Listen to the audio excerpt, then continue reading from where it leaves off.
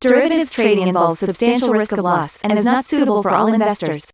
Past performance is not necessarily indicative of future results. So stressful. Roll time, right? Good God. I can't look at this, guys. Like, my strategy is you buy it and you hope that you guys buy it. Yeah, but we all think you're crazy. You don't fight this. No way. The markets are freaking out and you don't think that anything is wrong? Go back tomorrow and I'll lose it all. Should be fun. Good morning, everybody. Today, Federal Reserve Day. Oh, it's May the 4th? Yeah, I didn't even think about that one. Morning color, by the way. Well, man, let's go through this fast because the treasuries are already moving here. Look at that. Just immediately down on the regular session open. Where is my chart? Line profile. There we are. Okay, S&P 500.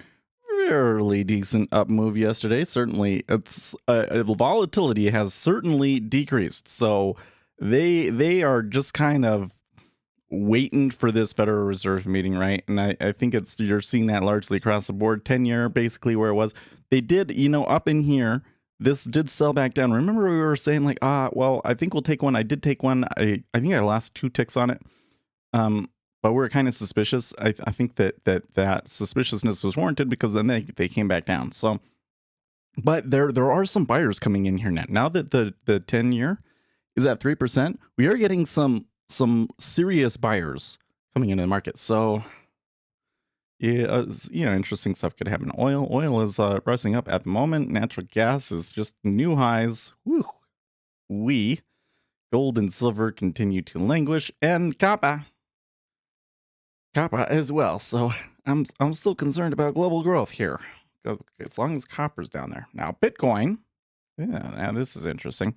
So Bitcoin yesterday having a bit of a sell, but somebody buying it up above that. So I continue to see a lot of evidence of like buying the tape in the cryptocurrencies and like nothing going. Like the longer term influx of money in Bitcoin is not coming. And so every time that they kind of buy it up, it doesn't work for them. It would probably be better for these guys to just let it drop and then try and pick it up there. But they don't want to give up. So back up there again, kind of an interesting move in Bitcoin. And the dollar got hit pretty hard yesterday, but it bounced right back. Although we're getting some pressure right now. I saw a note from Goldman Sachs where they suggested that at least in the medium term that there should be downward pressure on the dollar.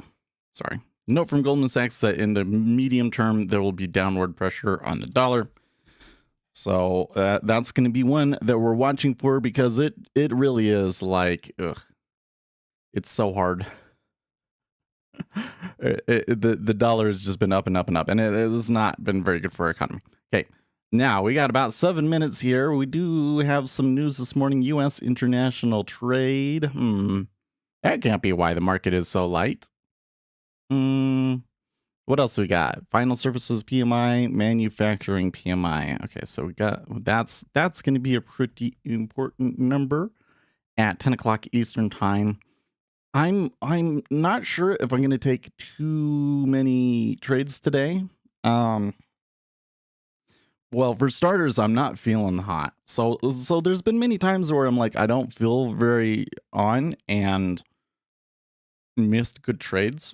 So I'm going to try and be flexible here, but I didn't sleep very well last night.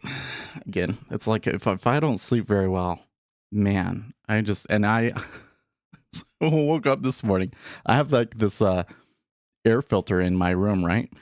And I walked right into it, plowed it over, going to the bathroom. Just about, oh man. And then like the vent on the side like fell over, and then I stepped on that, which felt like a Lego. That hurt. Oh my gosh. So I've been like bumping into things all morning. So that's kind of why I'm like, I don't know if I'm on here. I don't know if I'm on here. We'll take some trades. We'll take some trades. In fact, well, let's try this. I'm kind of making a gamble here on that is going to go down further. But I do see some possible opportunity here. Do it. I'll do 2.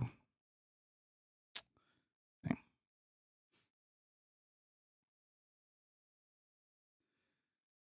Anyways, so last night John Grady tweeted a video about there was like a 4-hour interview with Michael Saylor, and he's like, this is a really good video. And I'm like, why would he post that? That is unusual thing for him to post. And I just couldn't stand seeing Michael Saylor's picture, because we have a bot that puts it into the interest rates channel. I deleted it. I couldn't handle seeing Michael Saylor's voice or face there. I can't stand that guy. Can't stand that guy.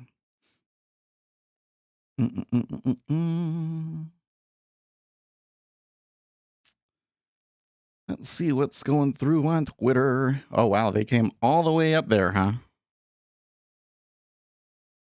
Wow. I'm going to say that's a failed trade, right? Although it's kind of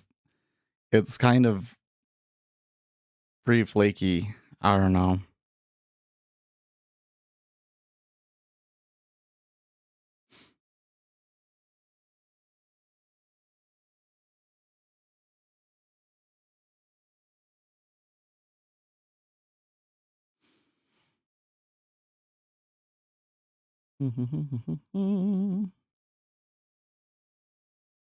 Insiders made up 85% of the NFT market volume. They simply stopped playing hot potato, i.e. trading amongst themselves. And there's a picture of the yeah. Remember when they were like, oh, look, there's going to be another wave of NFTs? And nope. Good. Bad for society, in my opinion. Is it hubris of me to say what is and isn't good for society? Maybe, but I don't think it's good for society. What's going on here? Let's see here. May 4th, Reuters. The U.S. Treasury Department said on Wednesday it would continue reducing its coupon issuance across all maturities in the coming quarter, with the largest cuts coming in the 7-year and 20-year maturities. Well, that could be a reason to buy. Shall we try market making the other way now?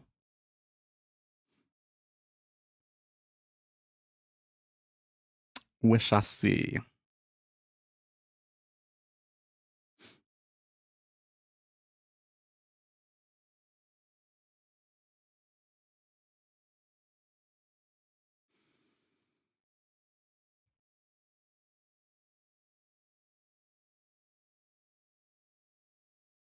Okay.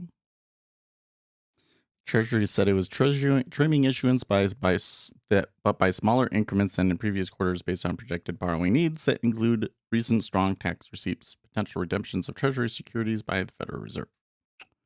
Blah, blah, blah, blah, blah, blah, blah.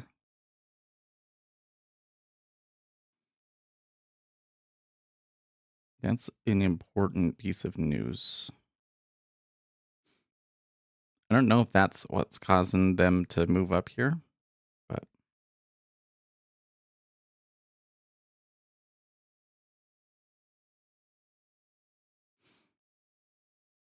oh yes, what was the ADP employment change?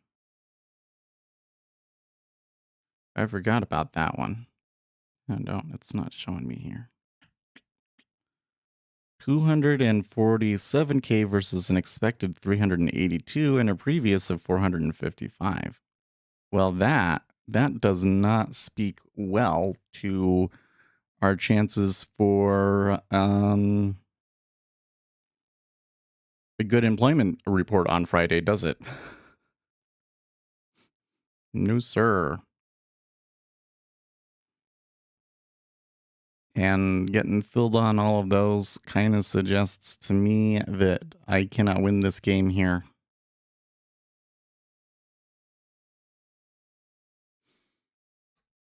right? I didn't even get one tick.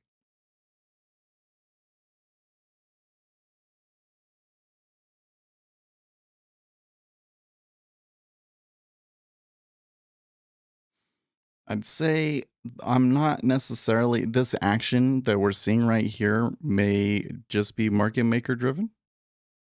I'm not necessarily seeing strong indications of institutional activity, although there was the open. But let's just buke this again.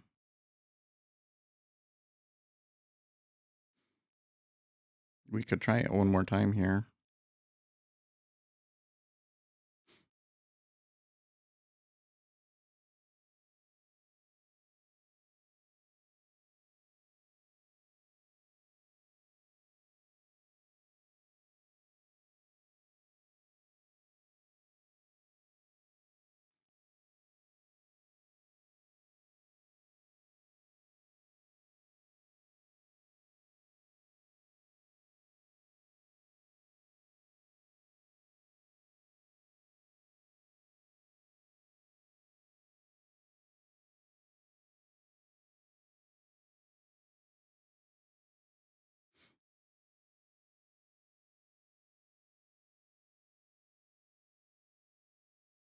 What's this? Apparently there's been some Antifa riots overnight.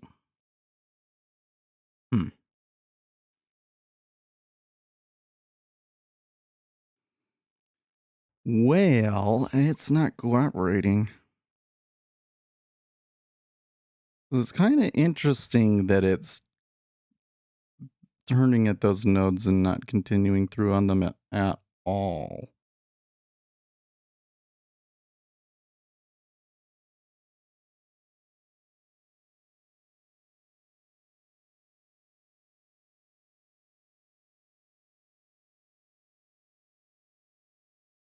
So I'm thinking in my head, does this mean are they just stirring the pot for a larger move?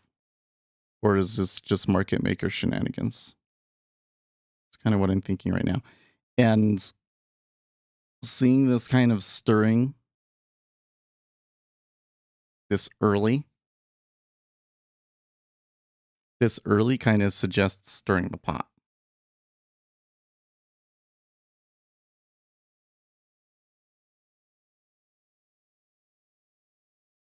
So let's see if they extend the highs there. I guess on that previous one, I could have been more patient.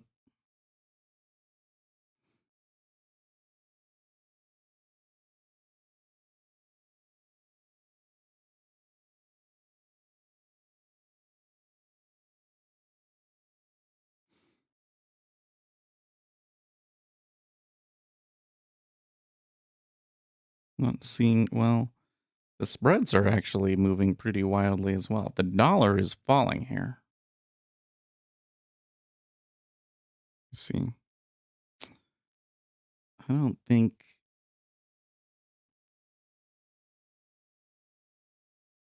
You see, I think I'm already making like my analysis is all messed up. You know, like I was saying, I'm not really planning on taking any live trades today because I'm not feeling very good. We're already kind of getting indications that I'm being impulsive, yeah, with the sim trades here. Well, I tried doing it on both sides there twice, so let's not do that. Let's wait it out a little bit. But something I am seeing here is that the dollar is looking real weak and the Japanese yen is getting strong. Let's do this and this so we can see things better. The Japanese yen is getting strong, so that could move us to new highs. Right? That comes back to like the previous setup.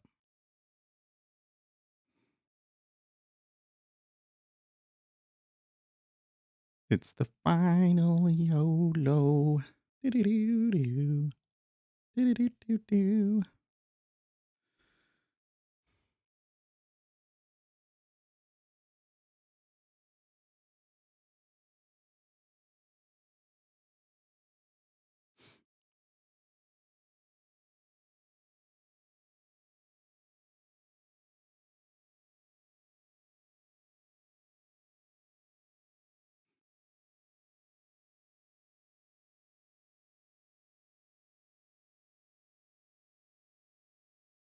Okay.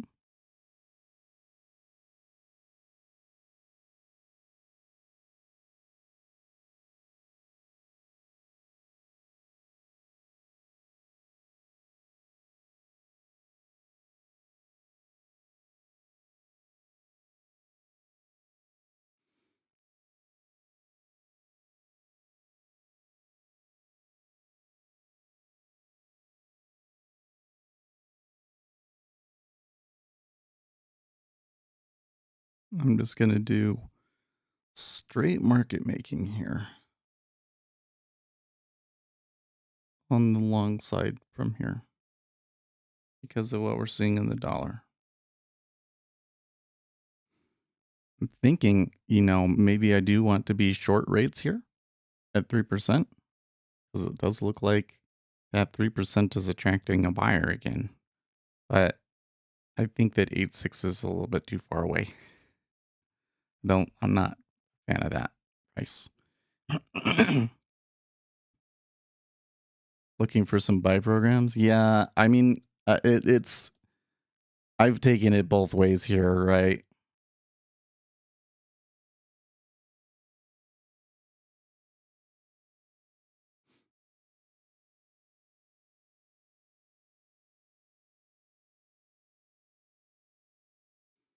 I've taken it both ways here and kind of gotten screwed on it both ways, but it is kind of starting to look like there could be something happening in the currencies. Although the 6J is backing off a little bit, but we may be seeing something here in the Treasury that is going to push the bonds up.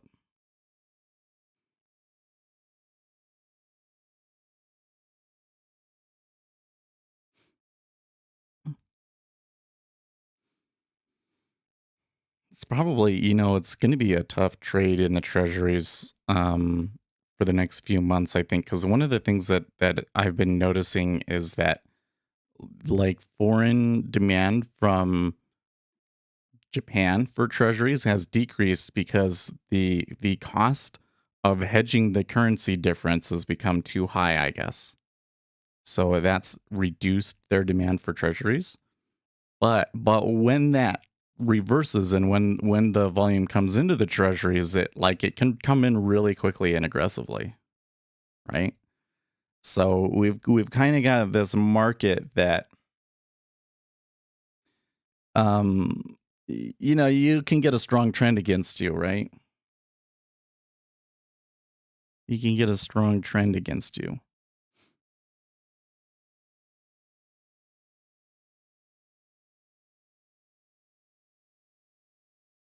See, in this one, they come all the way back. Do you think that they'll make it back to 12 half, which was like the other side of this range?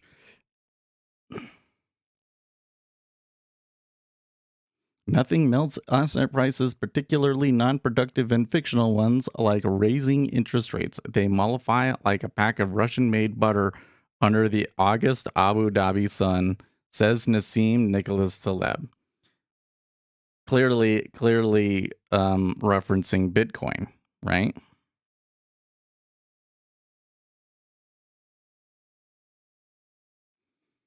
You know what? I just like this guy so much. I always want to respond.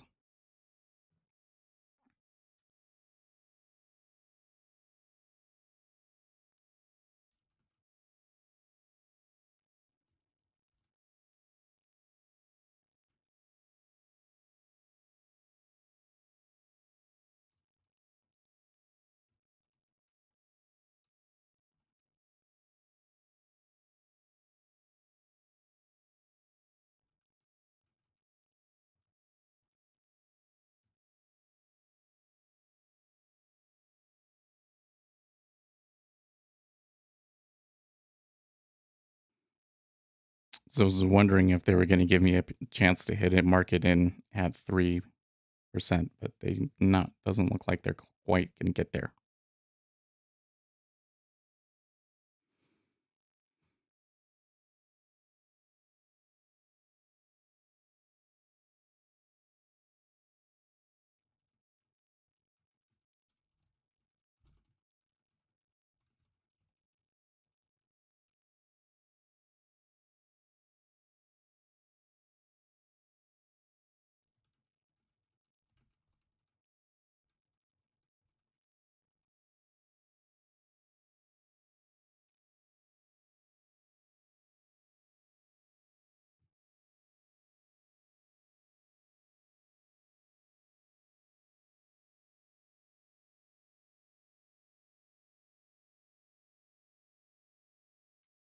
Okay. Hey, I got a fill.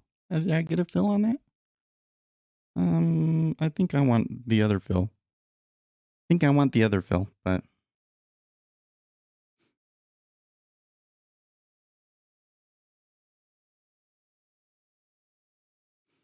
Musk says Twitter may charge slight fee for commercial and government users. Okay. I think that if you are using Twitter's API, that maybe you should have to pay a fee. That's the sort of things that I think that they should be.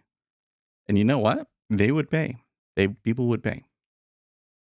Well, I think you already do have to pay for certain kind of access, but So I think I got filled on one, but not on some of these other ones. I think I could take another one at 14.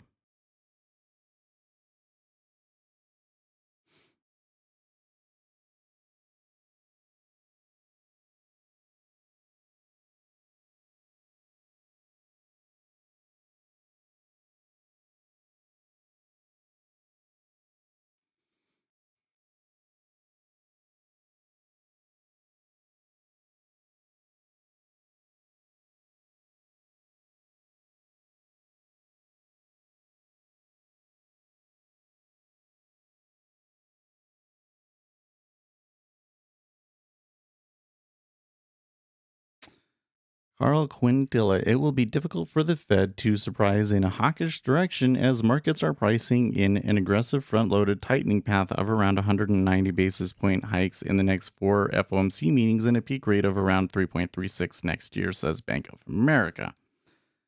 Okay, so let's talk about this because I've been seeing a lot of notes that are saying like that surprises are tilted to the hawkish side. That like they'll come in and say, "Yeah, we'll do we'll do a 75 basis point hike next meeting," for instance.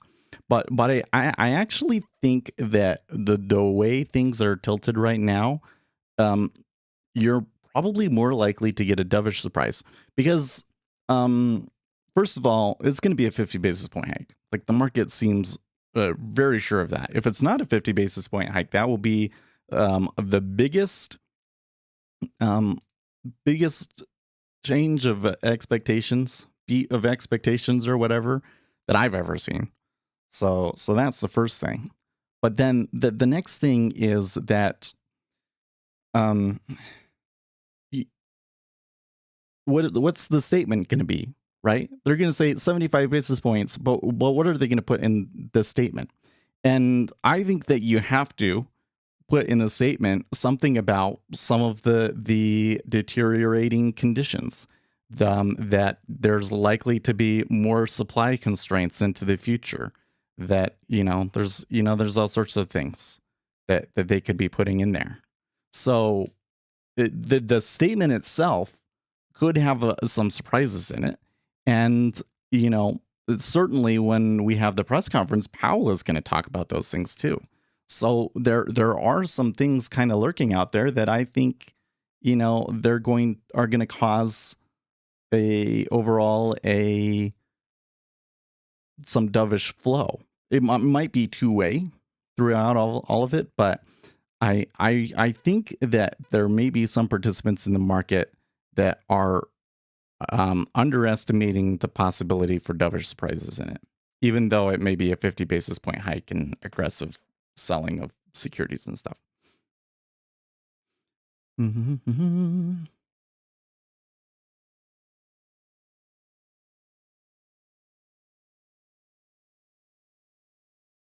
Looking good? Nah, I'm not doing very well, dude. I'm not looking very good at all.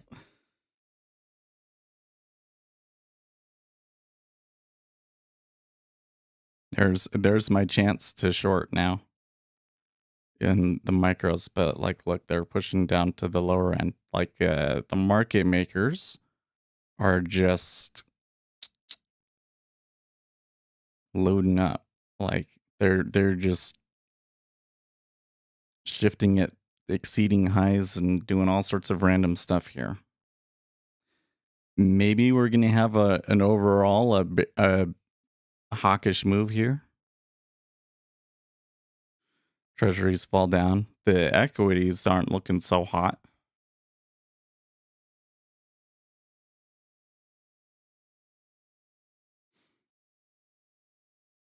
Kind of did this on the wrong sim account in the 10-year. You should be, for taking this many contracts, it should be on the experimentation accounts. Oh, actually, no, it is on.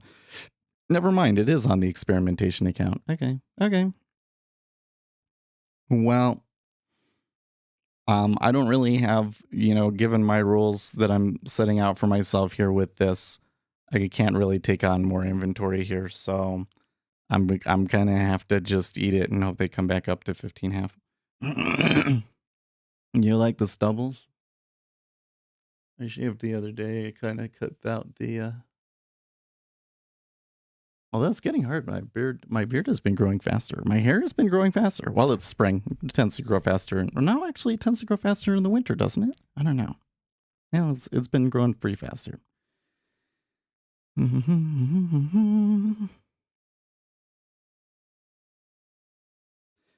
And they may come in and say, yeah, we'll probably do 50 basis points next time, but not 75. Or maybe they'll say, well, we think right now it seems like 25 would be just fine.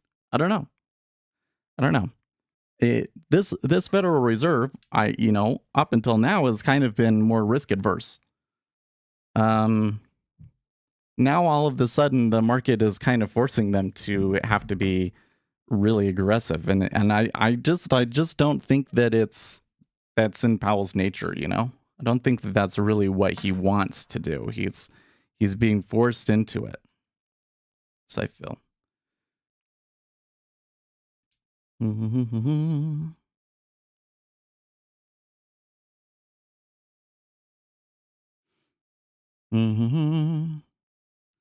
The Hill, Punch Bowl, and Washington Post all say abortion will drive midterms. Ed Morrissey says inflation is at a 40-year high and still climbing. So are gas prices, and crime rates are exploding. Supply chain disruptions make goods tough to find, even in grocery aisles. These are issues that impact the lives of voters every day, and that sounds like wishful thinking.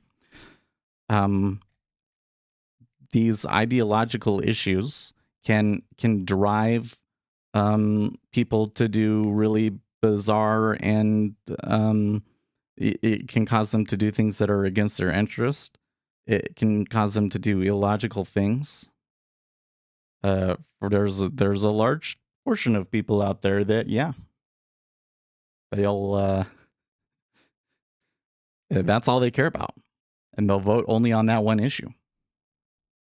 So I think it might be a little bit too much to say that it will, quote, drive the midterms, but it's definitely going to help the Democrats. It's definitely going to help them.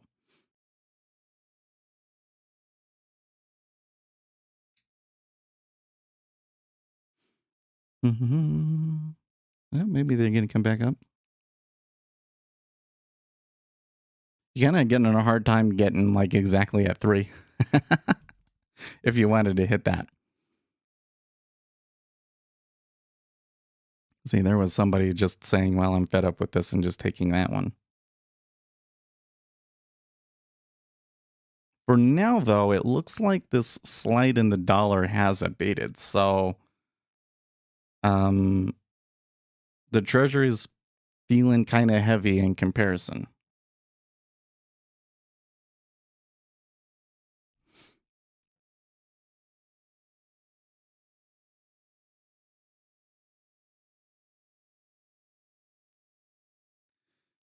Yeah, I don't know. This 3% kind of, there is some signs that like both buyers and sellers are kind of looking at this price and going, oh, it's attractive to me. I think if we wanted to go short yield, we would maybe want to watch for a little bit more down move, like see them at 10 half, 11, something like that. Garth Brooks concert registers as earthquake in Louisiana. I'm sure you. Now, just looking at the local news station that's posting that, I was like, that's clickbait if I ever saw it. Of course, it's going to be any country music fan, and I have to click on that one, right?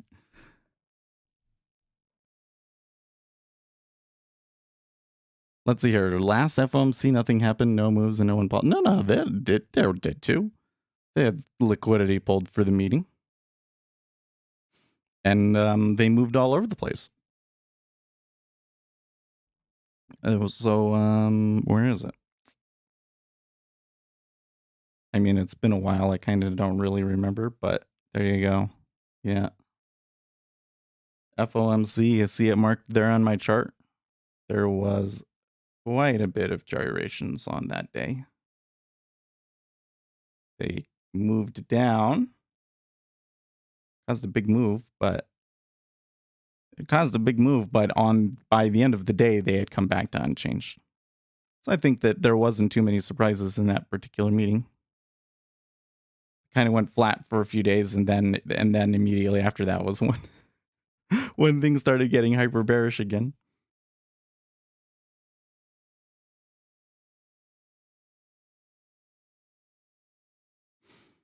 Well, one of the things that I think is messing me up here is that I am having a hard time sorting out prices that they're rotating around. I'm not really seeing a liquidity hole per se as much as I am relatively light market through this whole center area and market orders moving things around a lot. So only at the close. No, there was an immediate reaction to the meeting. There was an immediate reaction to the meeting, and then it retraced.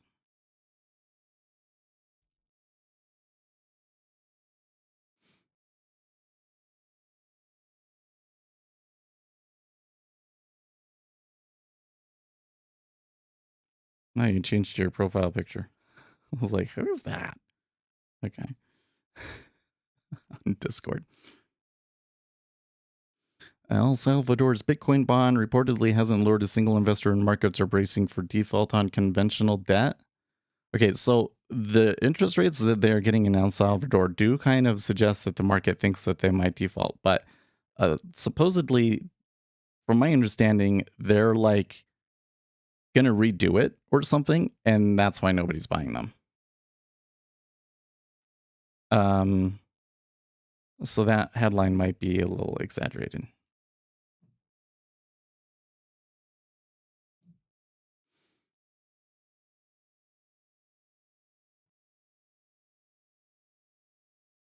Oh, here we go. Welcome to Twitter Communities. Check it out. Join this community. Agree and join. Love it.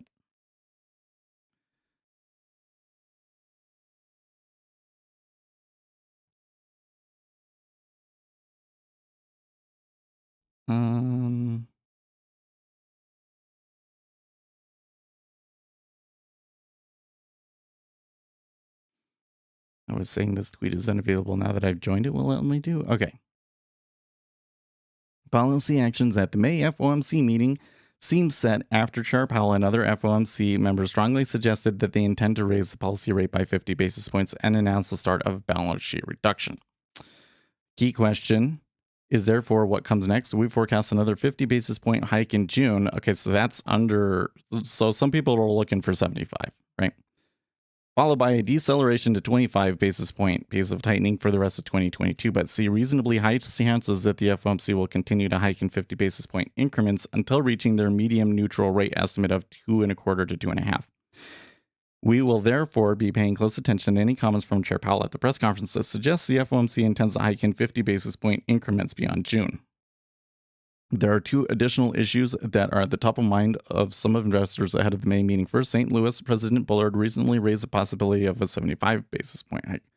But we view such an acceleration in tightening as unlikely, especially because several FOMC participants have since stressed they do not see a 75 basis point hike as appropriate. Correct. Second, the March FOMC meeting minutes opened the door to selling mortgage-backed securities during the balance sheet reduction process. But our best guess is that the FOMC will not do so since FOMC participants have a strong preference for using the policy rate as the primary tool for adjusting monetary policy, and MBS holdings as a share of the Fed's balance sheet will most likely never rise to an uncomfortable level. So, okay, nothing out of line with my own kind of expectations. But they are dovish than some portions of the market, right? So when you come to a community, how can you like make a let's see here. If I add columns, can you put in here a community list collection? No lists. Yes. Nope, nope, nope, nope, nope, nope. Trending likes scheduled user. I don't think that you can add a community to a column yet. So I assume that they just come through on your regular feed too, though, right? What the heck is this?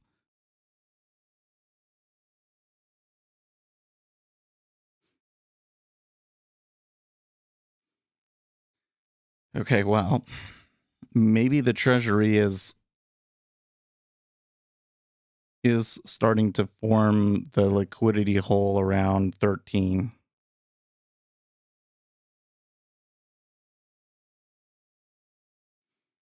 Make it till you make it. That only works with some things.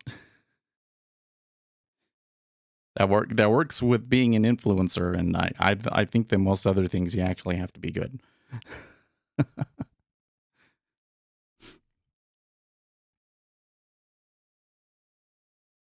Well, I don't know. As soon as I say it, like it does seem like maybe there's a bit of a liquidity hole there at 13. They kind of show that there's really nothing holding them from moving around wherever they want to at the moment. So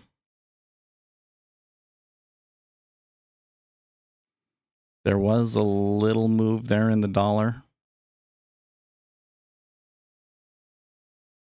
Copper's not looking so hot here today. And that's weird. So what if I refresh TweetDeck? Then will it let me see? No.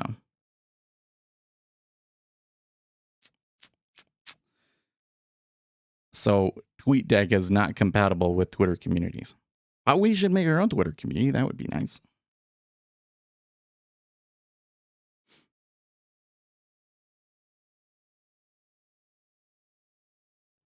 How do you do that?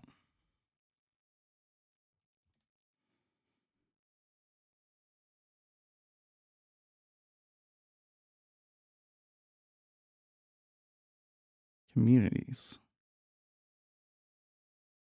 Want to create your own community? Let's do this.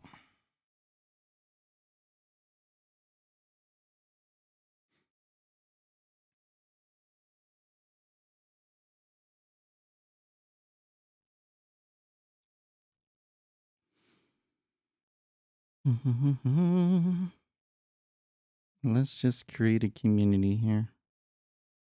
Got it. Okay. Well, look, I made a community.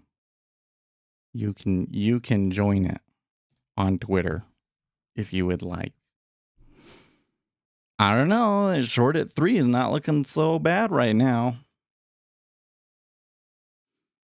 I'm gonna be a little suspicious. Like now that they've moved up, I'm not gonna be selling into 993, even though I kind of have an opportunity to do it because it just kind of slid up there. There wasn't real volume behind any of these moves. I'm still kind of seeing mostly market maker shenanigans, right?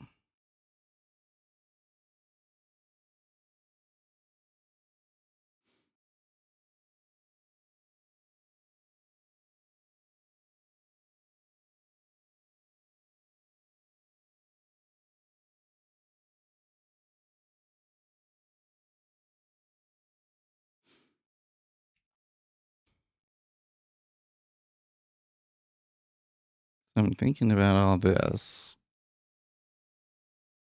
I want to do that.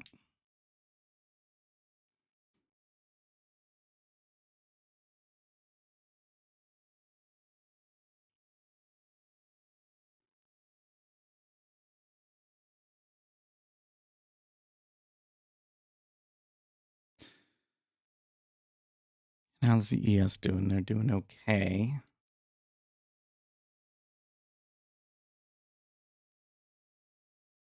It's a really messy. It's been a while since I've seen such a messy chart in the Treasury. So, well, they're coming back down.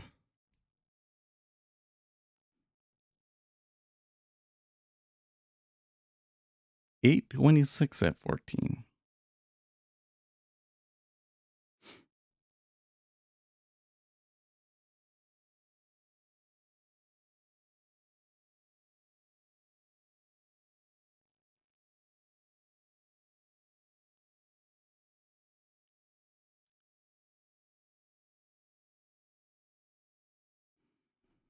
Well, I don't know. Oh, hey. Some trade in the 30-year, huh? That's curious.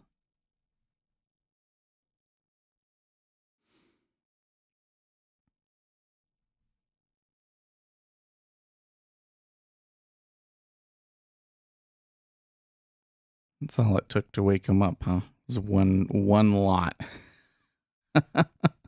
One lot market buying in the 30-year, and now all of a sudden they're like, oh, okay. We're moving down to the other side here. That was one of you. Was that one of you guys? Because whoever that was, you just moved the market. It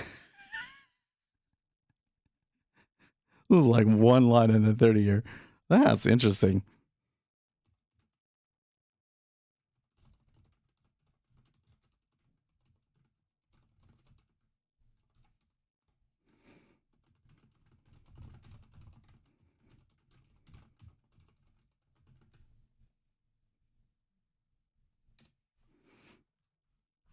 That was. Is that just a coincidence? This is just a coincidence that he bought there and then it moved, or maybe he knew something. It's just really bizarre. I've never seen anything quite like that. That's the only order that's traded in the 30 today.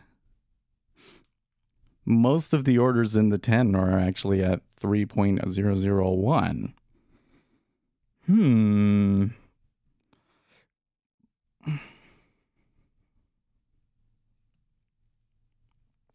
Although I don't know which side they traded it on. I'm gonna bet that they were selling into it.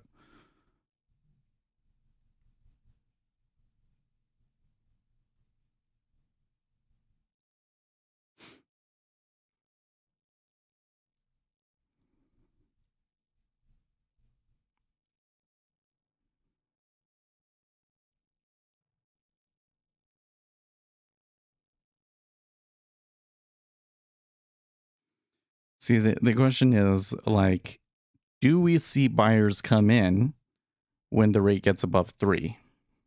And I think the answer continues to be that what we're seeing is all just market maker shenanigans. Could be wrong, but I just see a very illiquid market that is kind of going all over the place. I would have expected more, especially with the way that opened, especially with the really strong sell on the open in the regular session open. I'm a little surprised that they've gone here now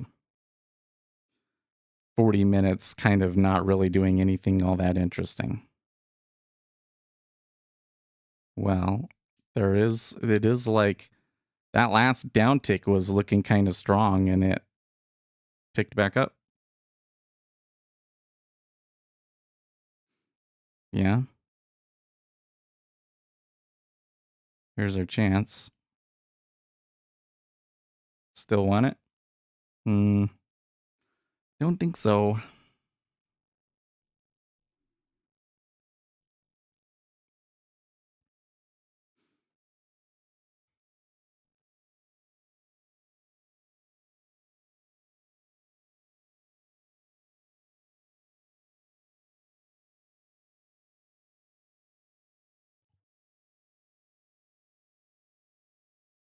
Well, man, maybe even get 305 now, huh?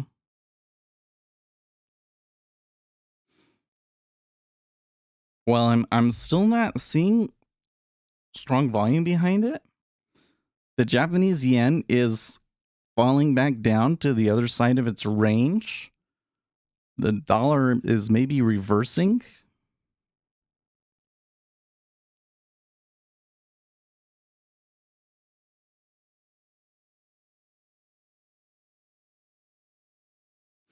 No,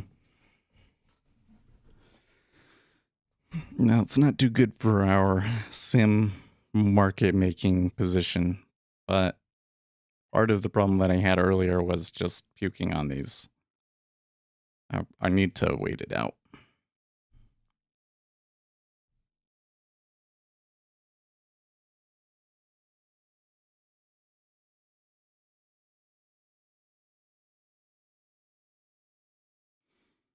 I would say that the length of the move here down is a little bit more. Certainly changes the way the chart looks. But I can't say if it's actually significant, if it's like it's going to push us below the lows and bring some volume in or not.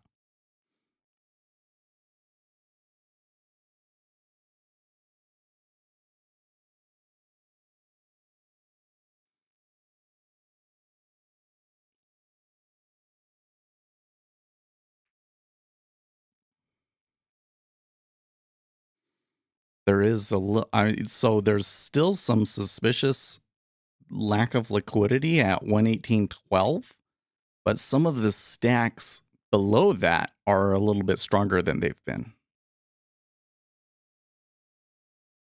Ah. Okay, so they are extending the range now, and there is some liquidity out there on the edges, and the market orders plowed through that really quickly.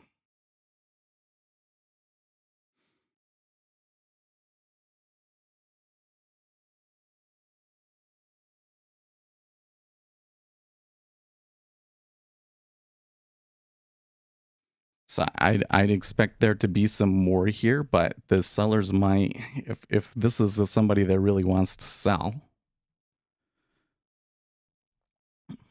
Question is, how much does he have? Because can you really get much more than this, especially with them all the way up at 3.015 now?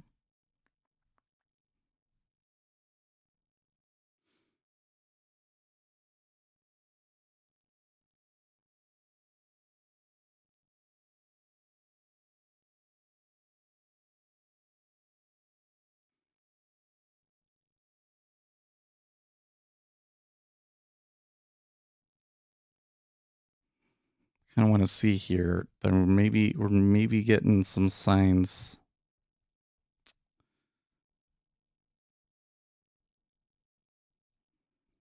Like the liquidity is on the inside is kind of flamed up a little bit now.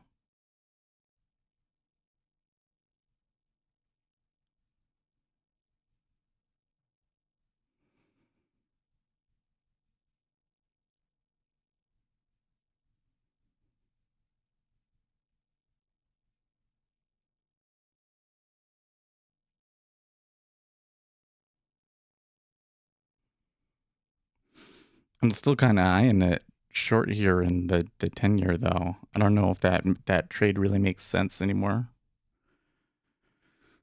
That move down was definitely like the most significant change in volume that we've had here this morning. So if we were to take a trade here off of that, we would really need to get signs that there's another large meta order coming in the other way. And I'm not so sure that that's what we're seeing.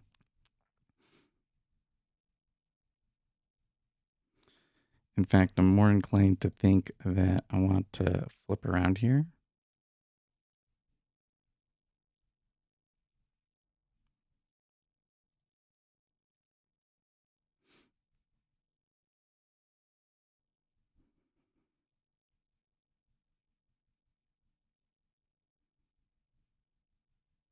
Okay, so that was a strong offer.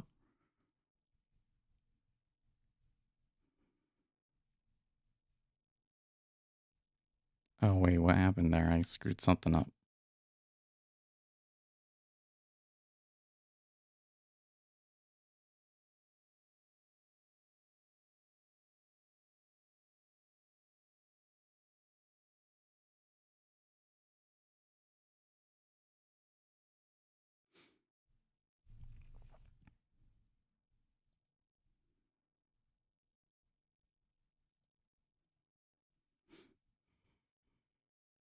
Okay.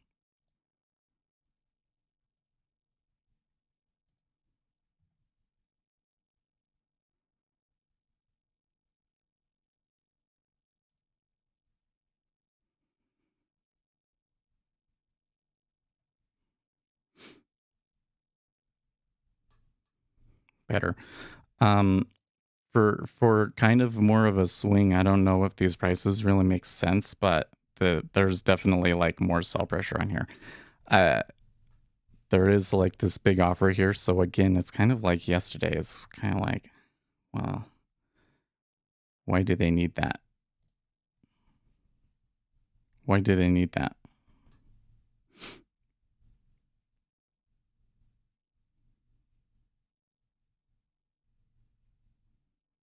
And the buyer took it.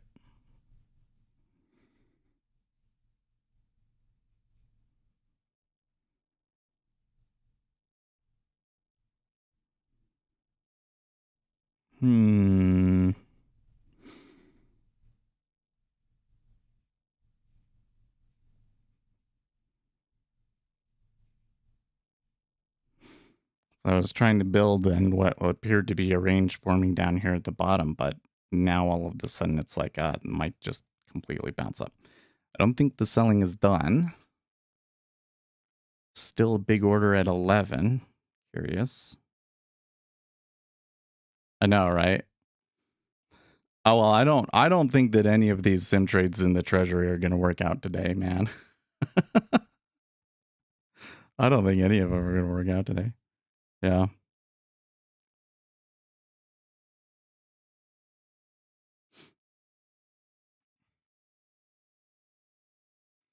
I think I made the correct call in seeing that they were starting to be real choppy, but I was not picking good spots at all.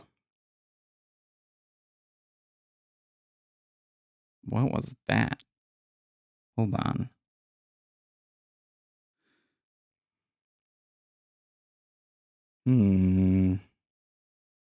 No, we'll just we'll leave it on there. We'll let it come back a little bit further. I'm not so concerned about that one. Oh, you say you do, huh? Okay.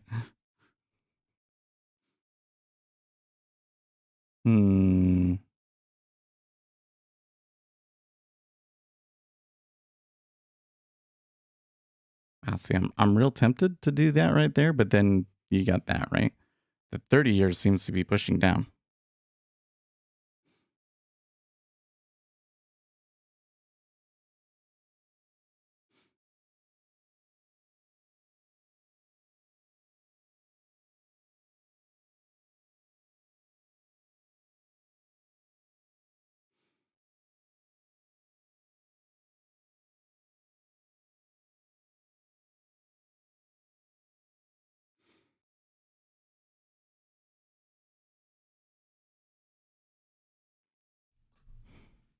Okay. Well, maybe I finally did something right. Jeez.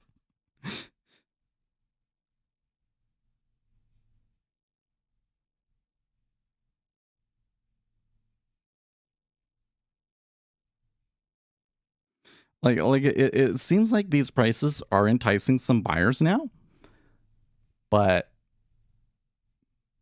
it's not overcoming the, there's somebody there that's really short, right?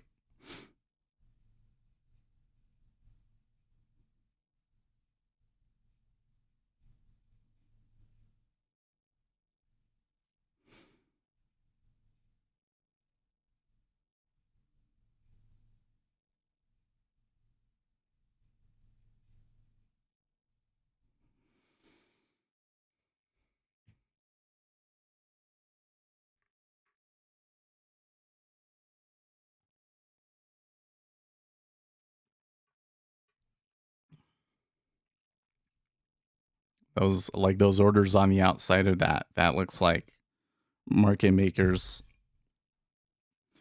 really want the orders on both sides there.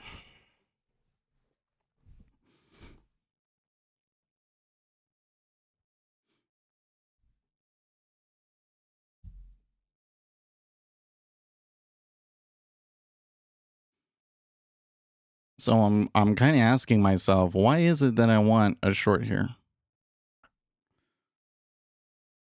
in the micros? Because this move, especially in the 30-year, seems to really firmly establish which direction this is trending, right? And I don't know if going the other way really makes sense at this particular nexus. We're going to have the E-mini open up here a little bit. That's going to move them a bit. But is the move going to be a hawkish move? Excuse me. I would think that selling is more speculative, but I don't know.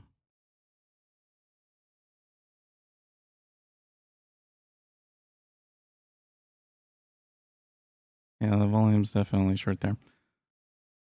Where are we in relation to like some of yesterday's prices again? Yesterday's low was 0.4 so way down here.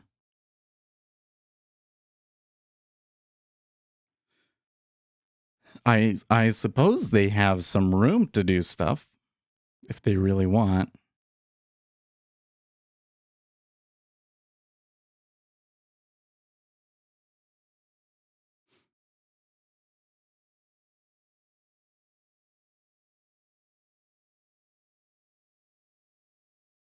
Curious uptick.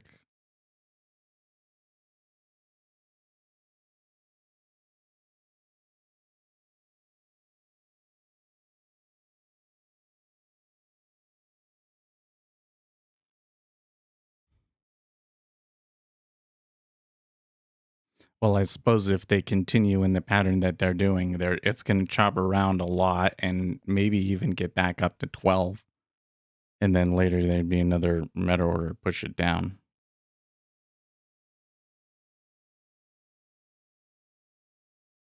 Meaning we should have them right there, right?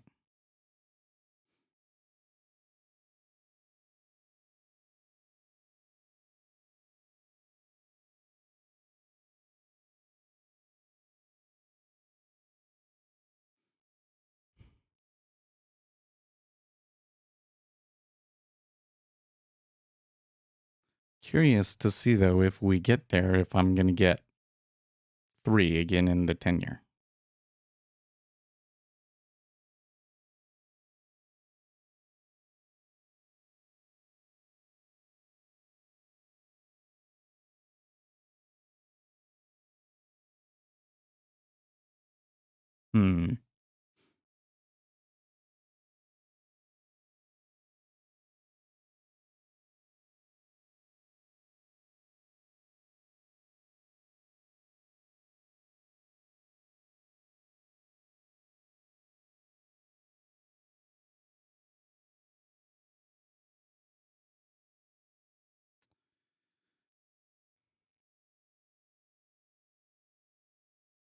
Not much to say. I'm afraid that this morning might just be a really, in terms of like things to talk about and breaking news and things like that, it's just going to be a really quiet session. We do got stuff at the top of the hour, I guess. Relatively important ones too, so.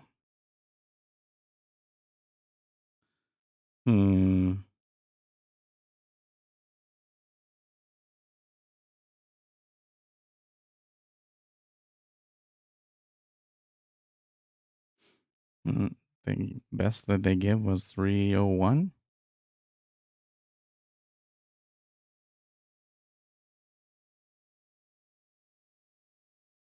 Some low latent liquidity there at 10.5, at least for a moment. You see the 30-year still chilling down there.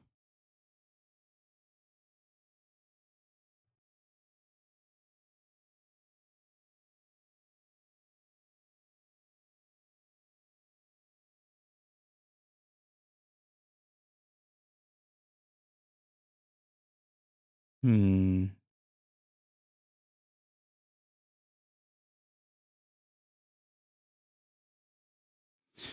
I'm gonna fall asleep here. E-mini's turning up pretty nicely.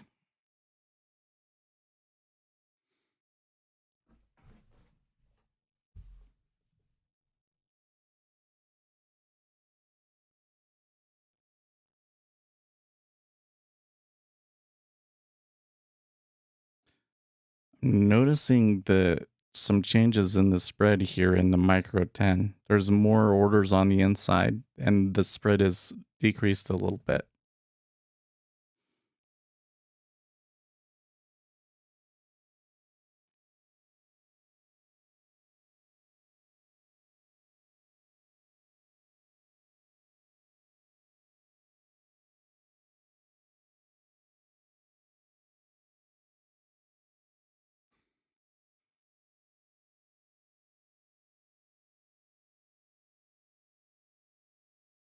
It's kind of curious that even here at the lows, it's being pretty slow. Like, well, they've traded into 10 there, but they're not getting no 9.5 again. Do you think that dark pool order information on equities could give valuable information for futures indexes? Uh, Not necessarily. At least I don't think that it's the case that like I could sit over here and watch the transactions going through on the dark pool and you know d- derive an edge solely from that, right? Because there's going to be two sides to the trade in the dark pool. Who is if you could see who was a part of each trade, then that would probably be a lot more useful because then you could see who's the one that's making the move. But it wouldn't necessarily affect the other indexes per se, right? Because the whole intention of using the dark pool is to impact the market as little as possible, so that the transactions in the dark pool might not necessarily be predictive, right? Now, if you knew why they were executing the out orders, then that would be a bigger edge, right?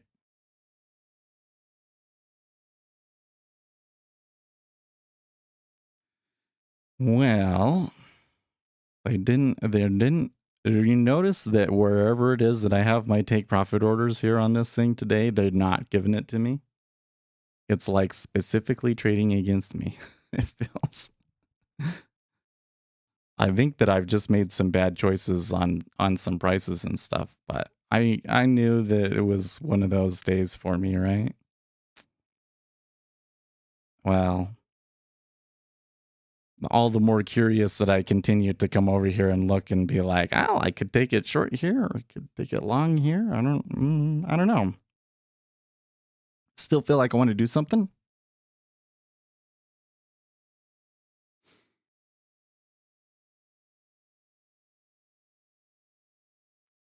What I'm seeing here down at the bottom is kind of a little bit more like what I was expecting. I'm a little frustrated that it's so hard to get the fill at 09.5. But it is kind of starting to rotate around it, right? Well, I don't like the whole idea of there being dark pools. Good morning, Null. Right. I really think that all of the information should be centralized. I also think that you should be able to see who you're transacting against. But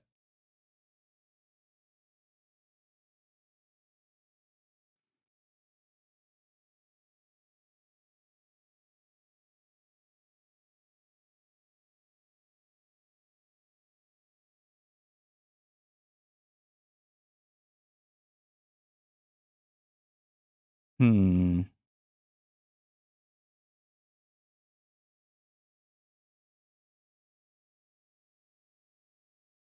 That's a little more aggressive. That still didn't any hit into '09.5 though.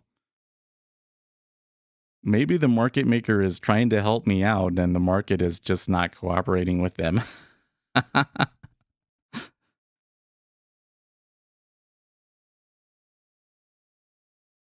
Come on. Okay. That's a little better. That's a little better.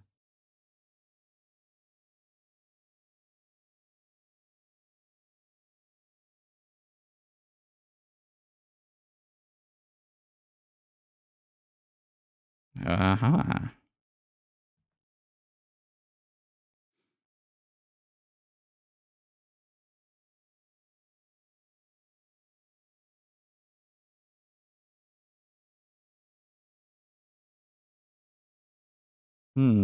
Okay, so now they're hitting into the bottom side and there's still liquidity there.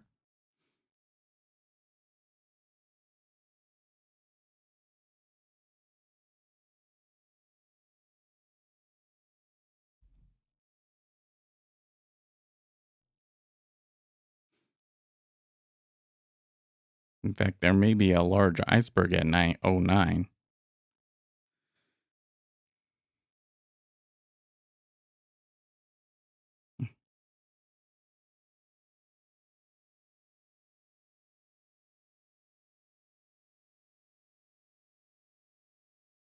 Cool.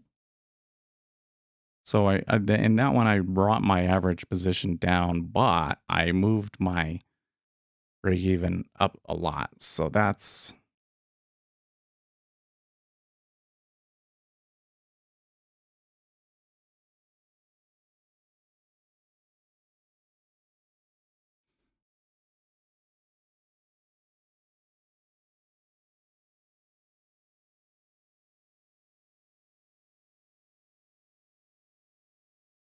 so now the long at 3.01, not so bad, right?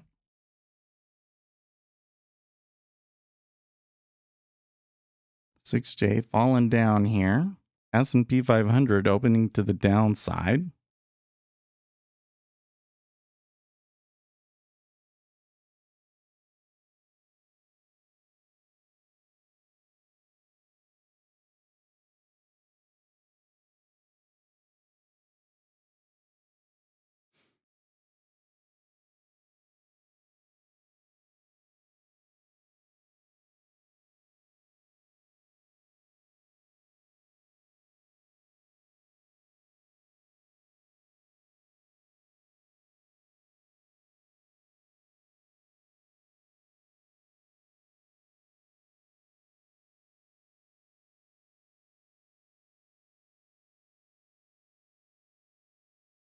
Hmm.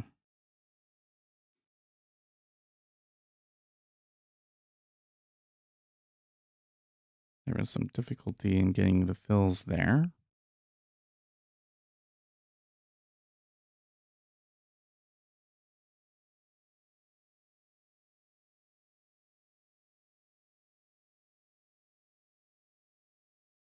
Very good.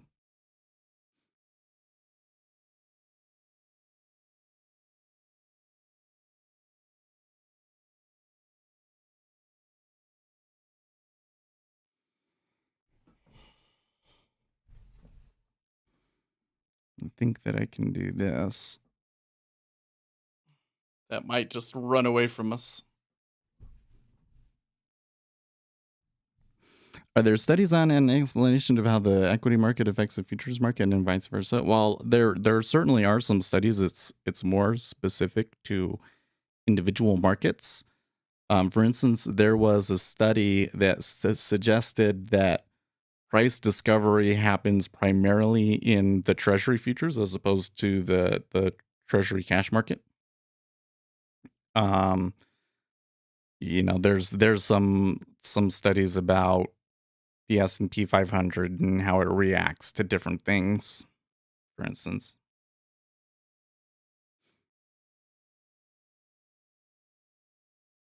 So from there, what the question that you're asking is actually really kind of too broad, right? Hmm. Well, dang. I thought maybe we could try and run with this now at O2. But I've just stayed out because I'm just too scared, I guess. And they moved. Look at that. Moved pretty quick.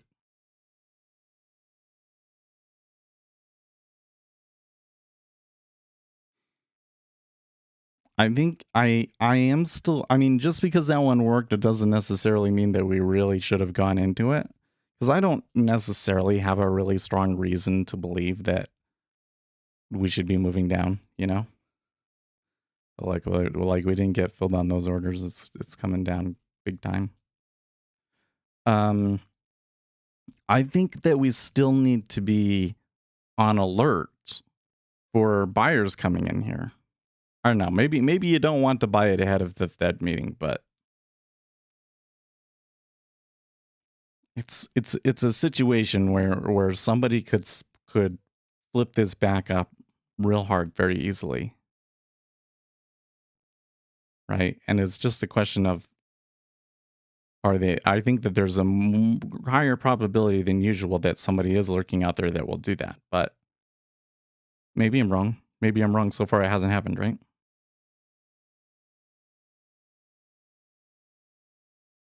Okay, well, maybe I'll start trying to build one around to there.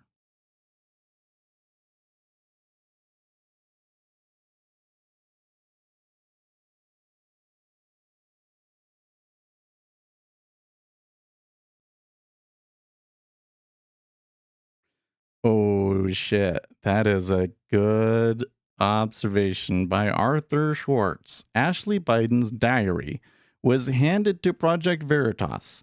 They turned it over to law enforcement, and the FBI raided their journalists' homes and offices and spied on them. Politico was handed a draft Supreme Court decision. They published it. I'm waiting. Yeah.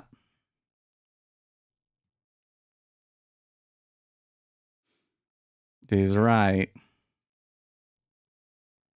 I'm sure that eventually there will be some legal action off of that one, though.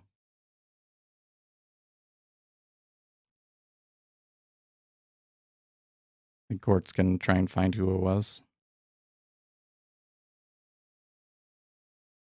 Well, man, if this is going to be a bearish day, I mean, clearly the trend is down. We're still not to 04.5 yet. But would they really extend below 04.5? And if they did, how far could they get? What is the change in delta that we've had here? About 10,000 contracts short net on the day. That's actually not a lot. So this is a very illiquid market, isn't it?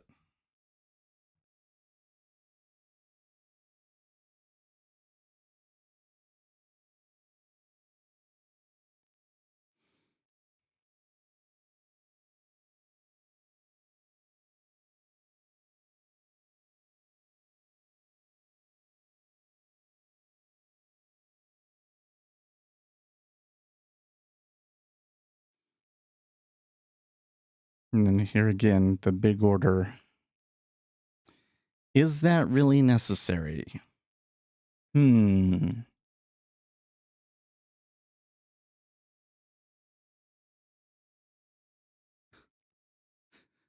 have the dumbest fear possible, getting rich and becoming a jerk because of it. And Scott Adams says the struggle is real, but I get by. Yeah, okay. I think the market is worried about the Fed, just a hunch. Yeah, maybe just a hunch. There's some trade and some liquidity at 06.5. In fact, taking on some inventory there at that particular location might not necessarily be a good idea. They might come back to like there.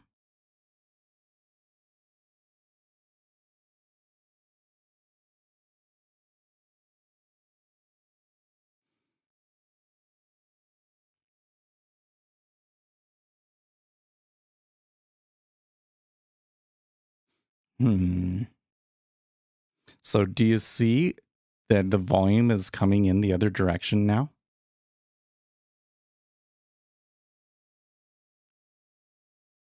Like, look at these big orders down here. Something is changing here. In fact, I don't know. I don't want to pay attention to this one anymore. But look at these big bids here. That was a real change for whatever reason.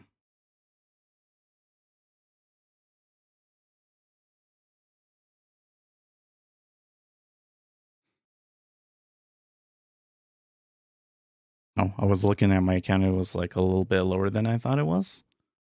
I'm going to just realize, and then they took the data fees out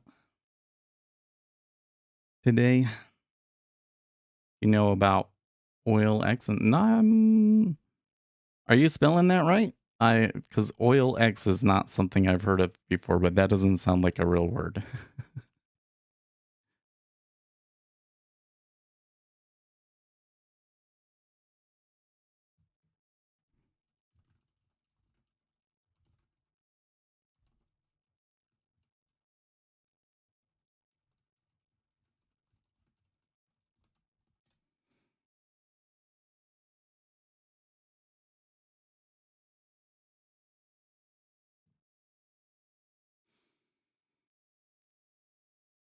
So we may continue to see some selling pressure, but we definitely saw a change in the market there. Like the liquidity overall increased, and there was much more activity coming in the other way. I think that some of that buying that we saw that pushed us up is likely to be profit taking. So um I'm always trying to be like really nuanced about it and present to myself both sides of the story here. So like we did see some buying activity. That is kind of what I'm looking for is a large meta order going the other direction. But we have to consider that in this situation, that could be a large meta order, but it could also be profit taking. That is there actually. Yeah, I've never heard of that.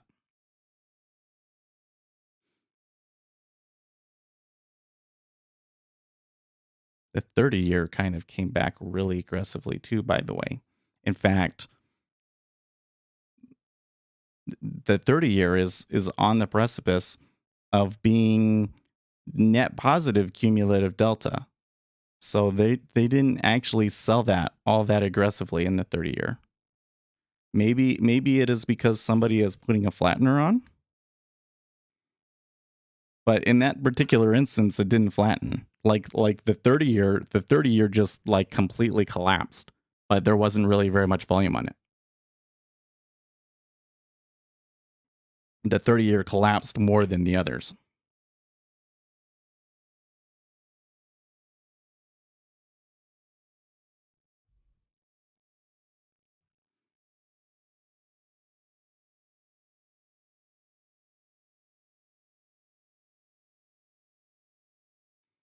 We are seeing the S&P 500 trying to build a rally here.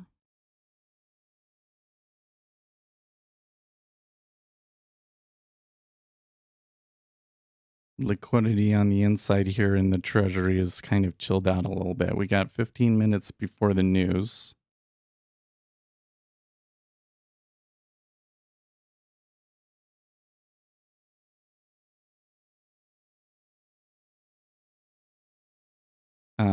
Even though we did see some strong buying in this location, now it's kind of moving back into this moving up and down on not all that much volume. So, but the E-mini likes that. Think they can recover 4180?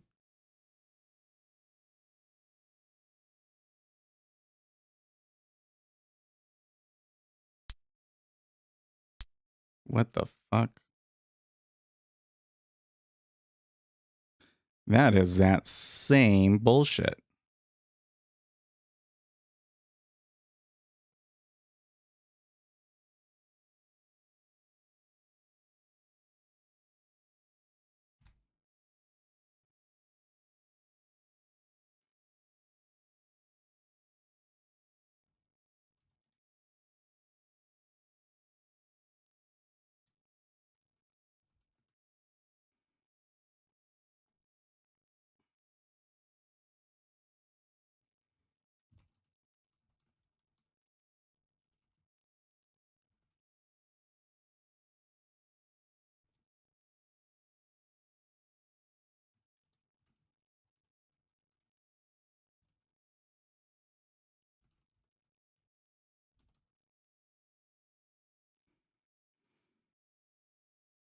Hmm.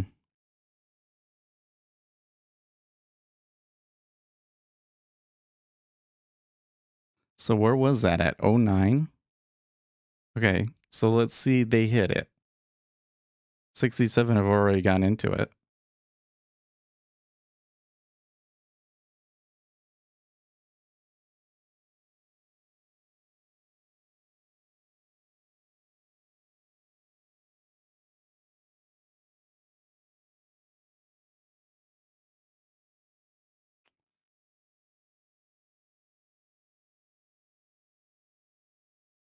Okay. 400. They cleared with 500. So whatever the large order was is not there. It wasn't just somebody converting it into an iceberg like that, like if they clear 09.5 now, with only 370, yeah, that's some bullshit right there, dude.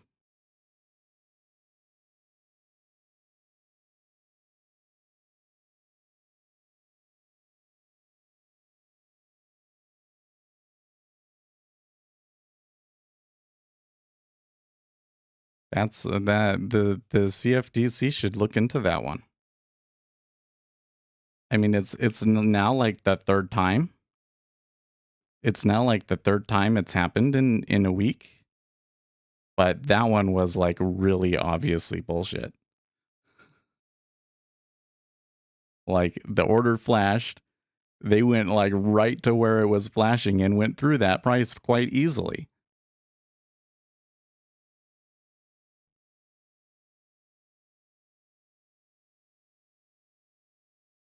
Meaning that it was only there to move the market around. Now they're going to come back just as easily, huh?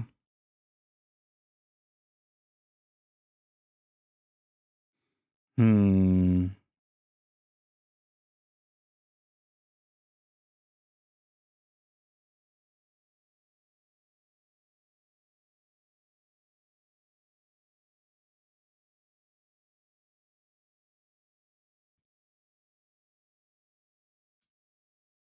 Dang. Well, I didn't like that at all.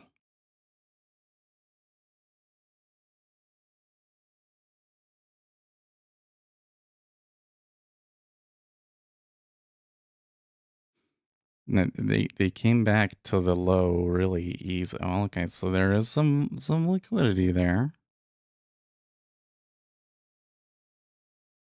but I think I got to bail.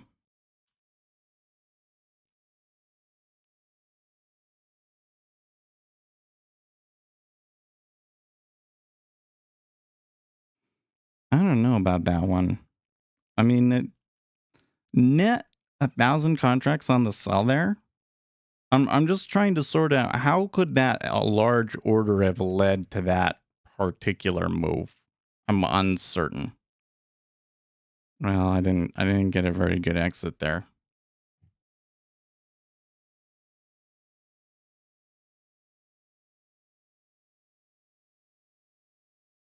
No, sir.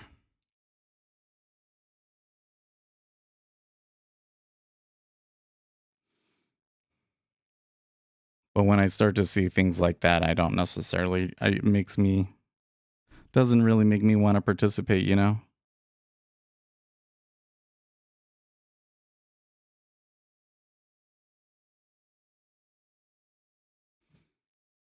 post the picture over here. We have it saved.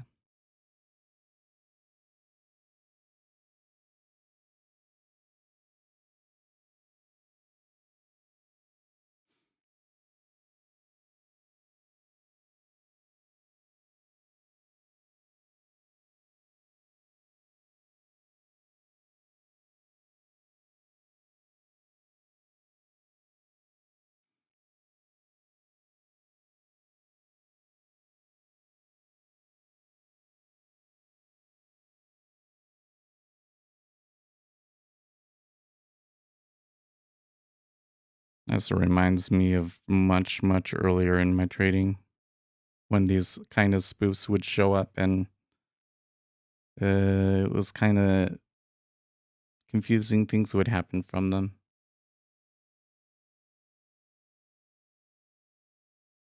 I mean, at 7:51 is kind of odd timing too because we got some news coming out, right?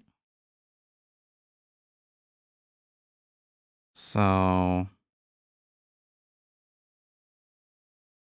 that initial trade was good. I really should have tried to get out at plus 10 ticks. I don't know if I would have been able to hit out of it, but I could have taken profits on that, and I really should have.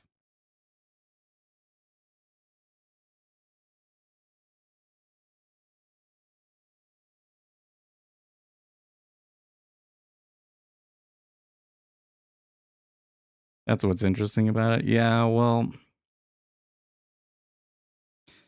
the thing that I find interesting about that one is that the events are so fast that it's got to be an algorithm, right?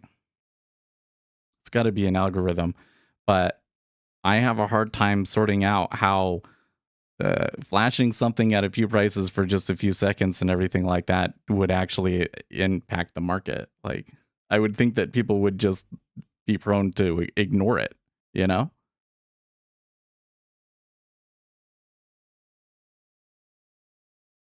So I don't know.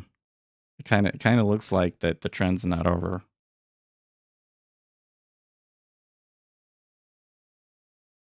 You got some good trades in live action. Good job. I've kind of been fighting with myself here. I don't know. I was thinking that there could be some buying in here at some points, but I think that scenario is becoming less and less likely by the minute. The gold is getting hammered here. Again, going like almost immediately back down to the lows.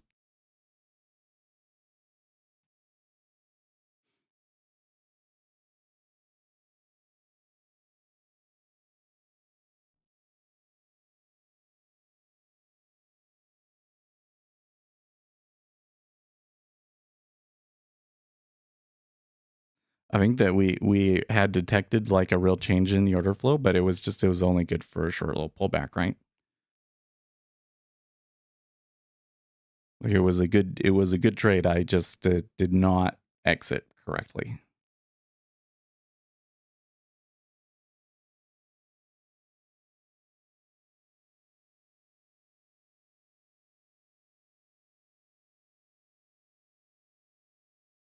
But probably it's still too close to the demand. The S&P 500. Okay, so remember I was saying, can they get above 4180? Well, they went right to it and they turned back down around, and now they're almost within 1 minute. They're testing the lows of the day. Man, oh man, oh man.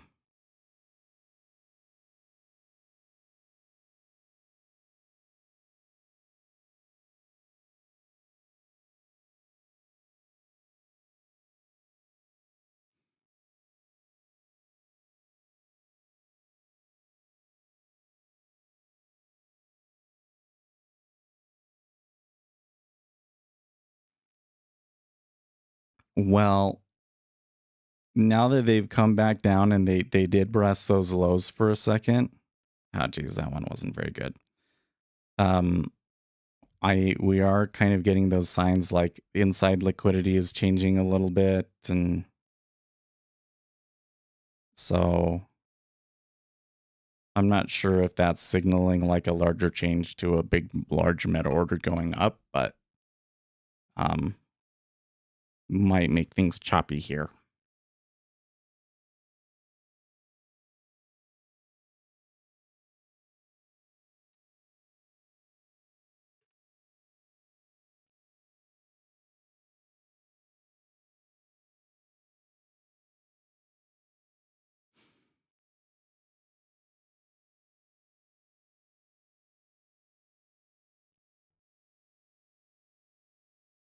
Something that I think we may see is that this does appear to be a relatively low liquidity environment. I mean, a lot of prices are less than 1,000 contracts being offered. And so anybody that wants to sell, you know, was only a net 10,000 contracts, all this moved down. So you got to think like if that's a sovereign wealth fund or a hedge fund or somebody hedging or something like that, like there could be a lot more out there still. And they're probably finding it a little frustrating.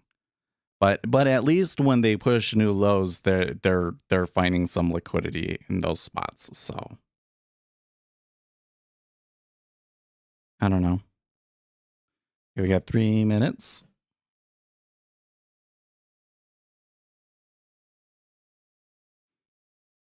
I haven't heard my, because I don't have it running. My gosh. I was like, shouldn't I be hearing my my new squawk here? Well, the number is US ISM non-manufacturing expectation 58.5. There's also going to be a prices paid, but there's no estimate for that. Prices paid, new orders, employment. So those are all, relatively significant news release. You can say medium impact, but in the current situation, a little bit more focus on it than there normally would be. And we'll see here in a minute if we see the liquidity change. Could see that.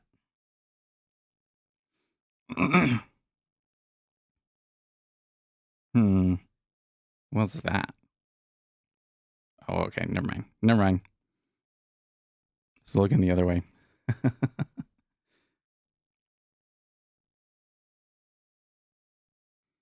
E-mini to new lows there.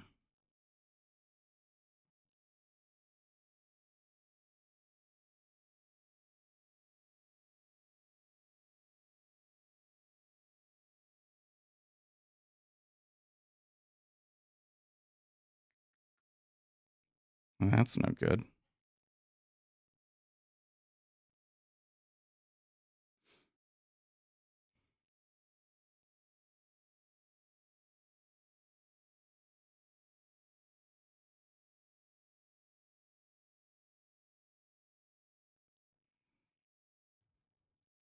Okay, well, 1 minute in, we are seeing some liquidity leaving.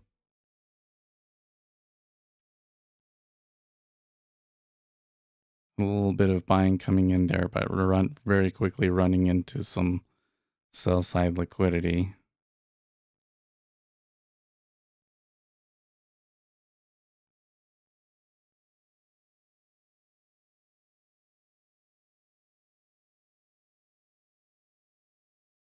Quite a bit of jostling before this news.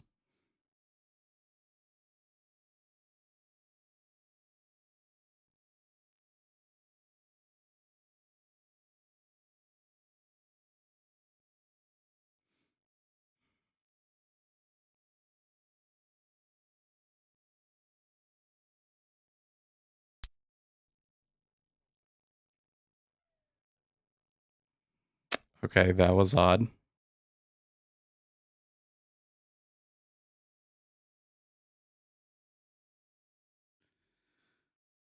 Okay, so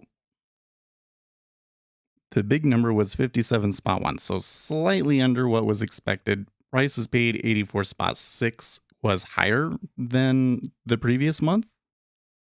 So that's not good for inflation. So that might be why there was a knee-jerk reaction lower off of that news. Was the prices paid.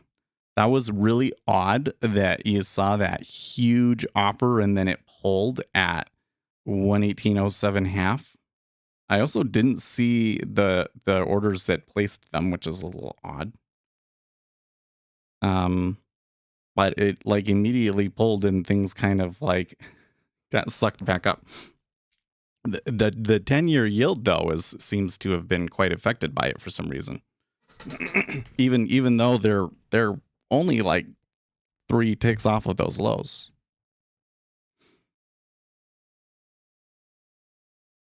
S&P 500 not liking it.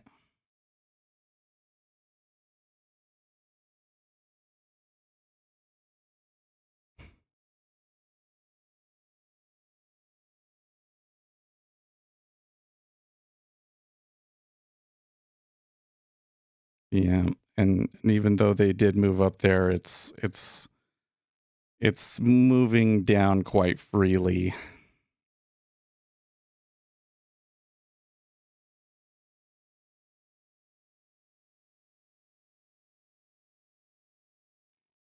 So I think that we still have reason to believe that there's still a good number of orders that to come short in this large meta order that's been executing all morning. Even though they might not execute it like immediately here after this news.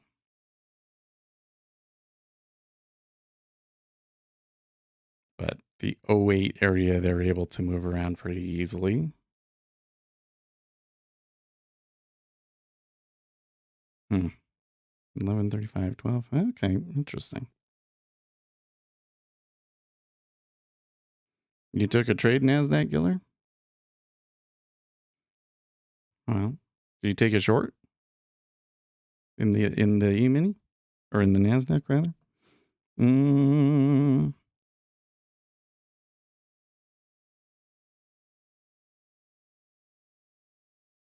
oh, that's good.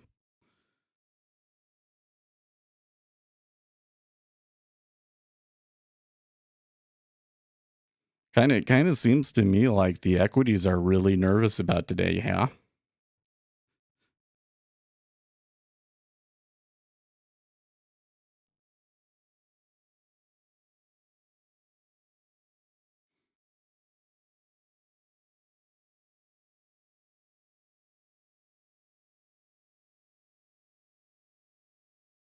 Hmm.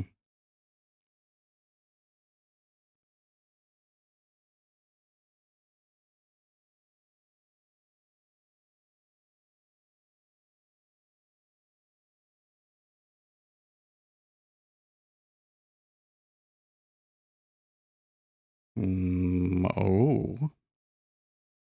Oh. Okay.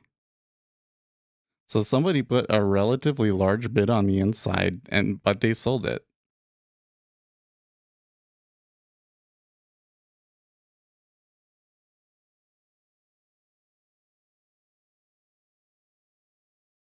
They sold it, and now they're rotating around that price.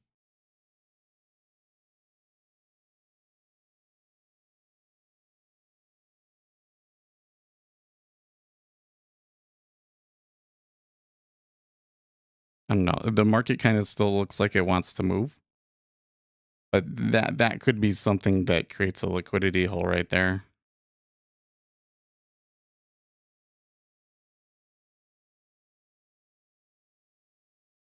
Yeah. See, they went across that price a bunch of times. The 30-year is still lagging. Like the 30-year is just like really, really down in that dumps. Well, okay, so there's you take '08 half and it only took 198 contracts to do it. That's weird. But that just means again here like low latent liquidity in this area. Possibly. Maybe through this whole area around '09.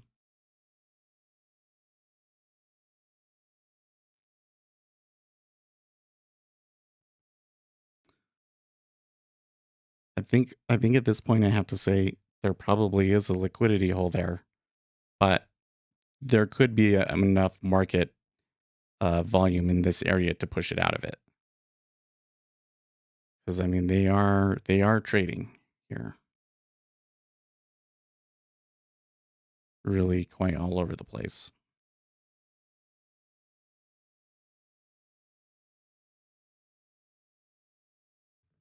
This is quite disorganized action in the treasury right now.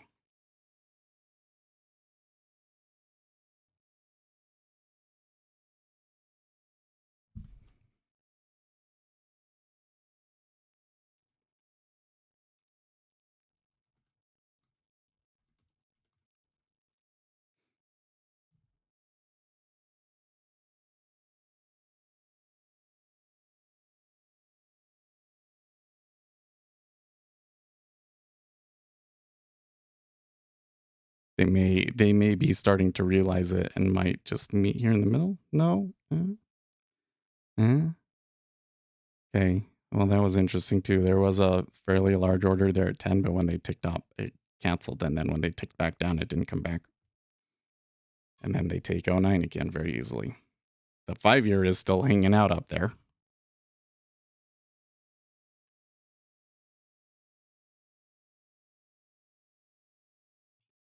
Maybe I should recenter here to get a better idea of what, because the 5-year seems to be a part of this.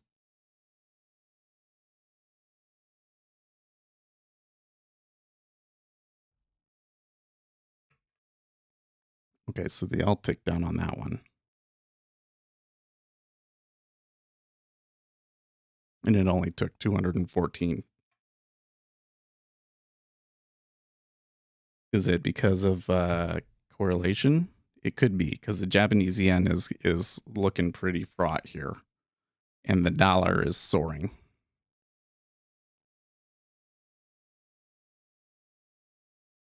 Like, look at that. That dollar retraced that whole thing. Yeah.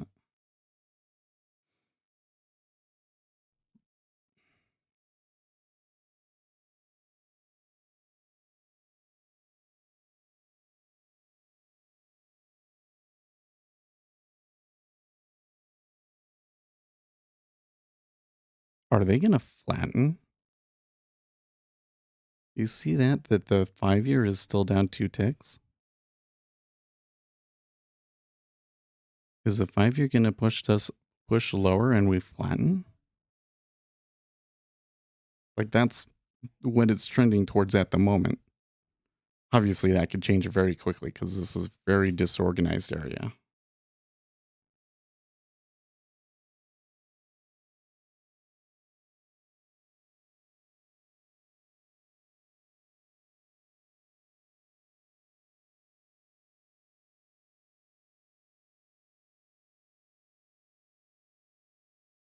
See, the 30-year ticks up. So now you've got flattener across the board. And then the 5-year tries to tick down.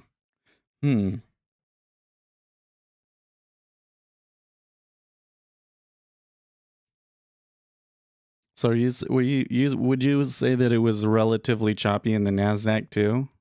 I don't know. I feel like that in the S&P 500 that's been a pretty solid downtrend since that first failure at 4180. Yeah, 5-year is definitely dragging them.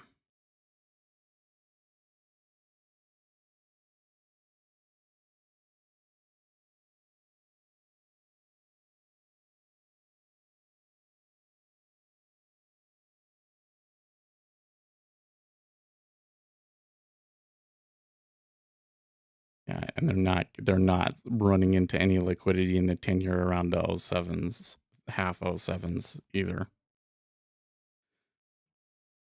They were running into sell side liquidity up here, right? So we might see another one of those plow through. Test of previous day's low.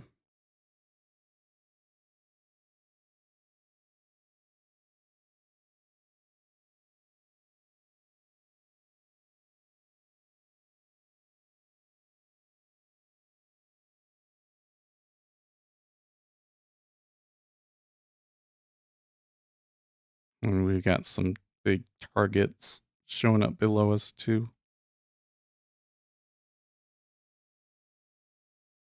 Yeah, it was selling up there, but the initial move was up into a wall. Yeah. Well, can you see up in here? So you get a lot of bubbles on the open.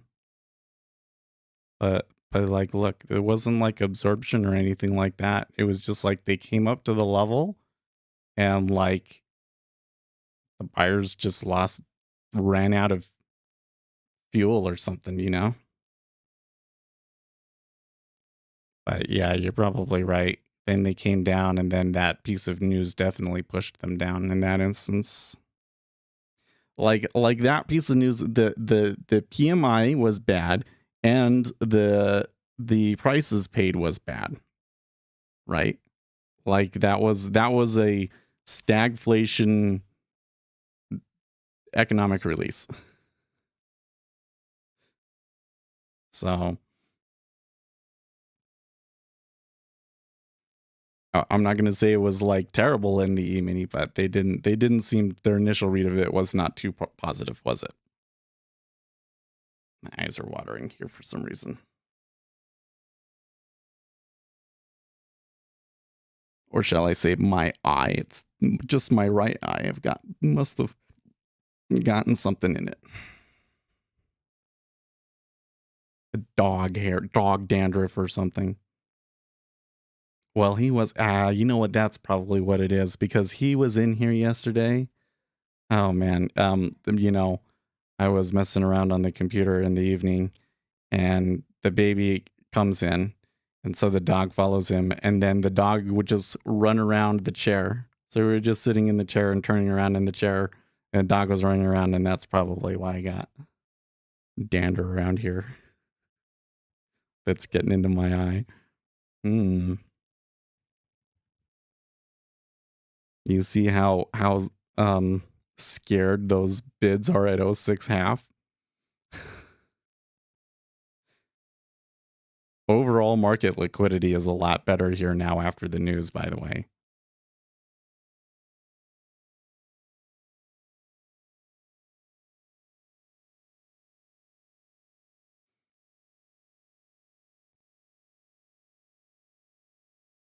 So hopefully for me, it goes slower. I think, identifying that liquidity hole at 09 ended up being really, really pivotal, because I knew, even though seemed like there was some volume coming through, and the action was kind of all over the place, I kind of knew that what that was more likely to do was to just create gravity. So I knew that I didn't really have to panic in that situation. So that was good. Still need to see, another move lower to make much from it, but I think we got a good chance. The 30-year is definitely going there, isn't it? They came down to the low. So there was some initial flattening, right, when this started, but now as it's going, look what's happening. It's steepening out again. The 30-year is just careening down. The 30-year is basically dragging them down, kicking and screaming. When I come into my volume profiles, okay, so the 30-year at 29 is essentially at its previous day's low already. Okay. Previous day low in the 10-year is 04.5. But do you see how the major targets below us are all like one tick below that major low?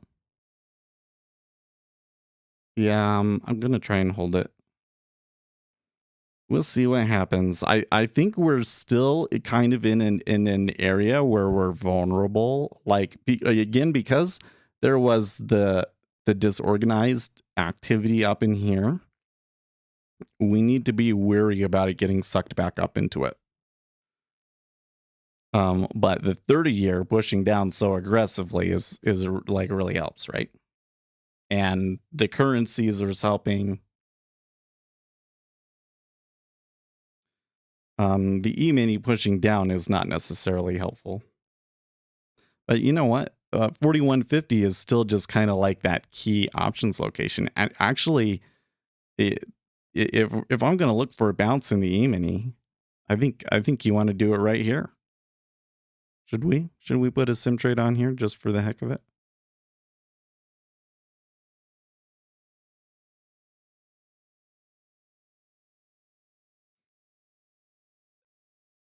Will the FOMC be? Oh, it'll be fireworks. It wouldn't surprise me if by the end of the day, it all comes out to be break even or whatever, however you want to put it. But when that statement hits, this market will move. Even if there's no reason for it to. Like they're going to be ready to take a trade. They're going to want to take a trade. They're going to take a trade, and it's going to do wild stuff. Yeah.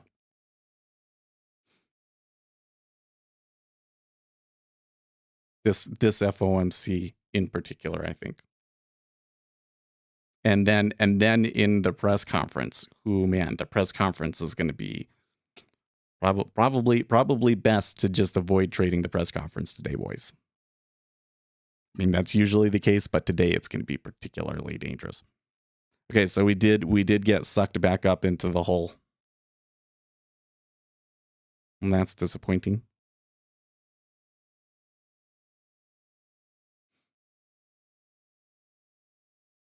Do you see, by the way, that they're trading through quite a bit of sell side liquidity this whole way through?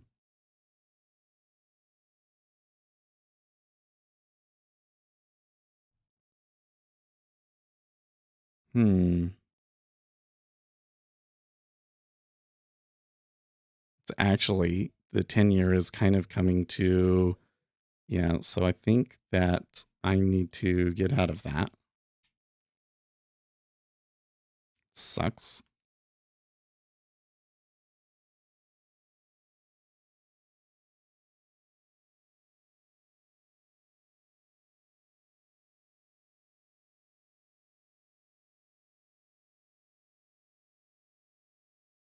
It's a pretty good rally, well, relief rally in the 6J. So I could probably, try and hold on here. But I don't know if that makes sense in this particular situation. I have to say that's a little bit too much volume to the long side here. Like this is likely to blow through the upside range. Like 118.10.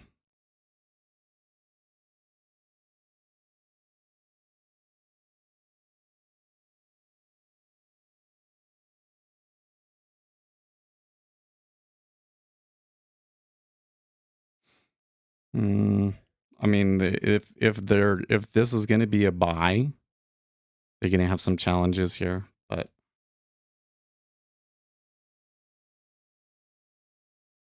you want to see them pull? Well, you'll see them pull. There's not going to be there probably won't be even 50 contracts on the 10-year.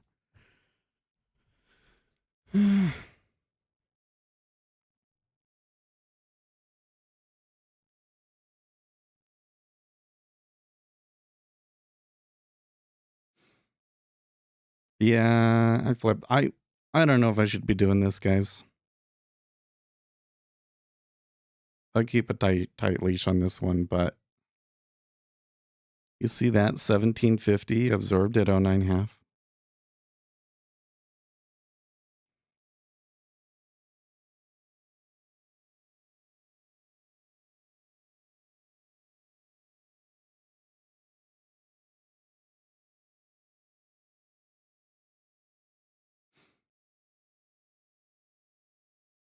No.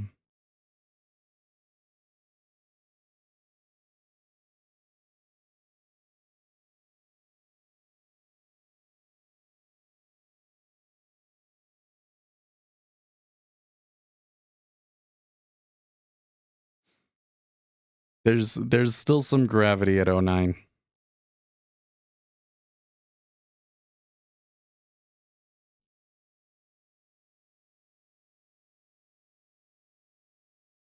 The way this is running, this could unwind, but there does appear to be some gravity at 09.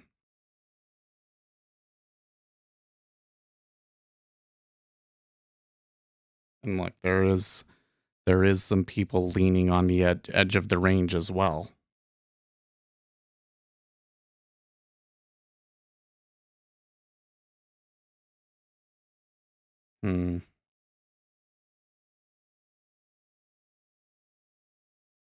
See, if that 2000 that was absorbed that or at 09.5 was a market maker, if that was me and I'm the market maker and I'm just trying to make the market, that would be a little disconcerting, right?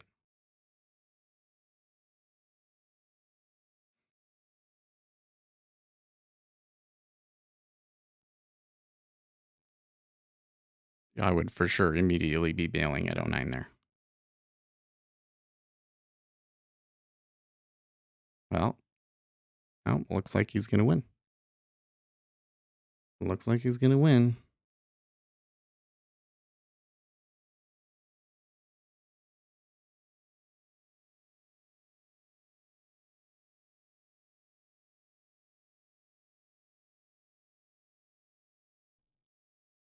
At least temporarily.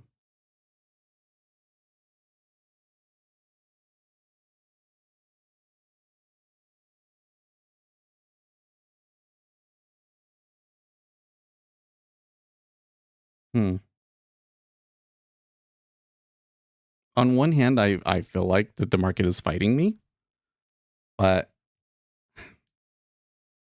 really it's just being really random, right?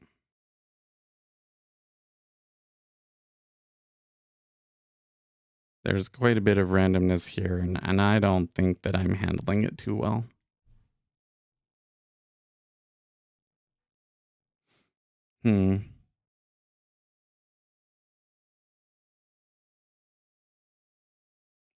It's like there's a big buyer and there's a big seller, and the latent liquidity is a little weak, is a little flaky today. Is what's happening.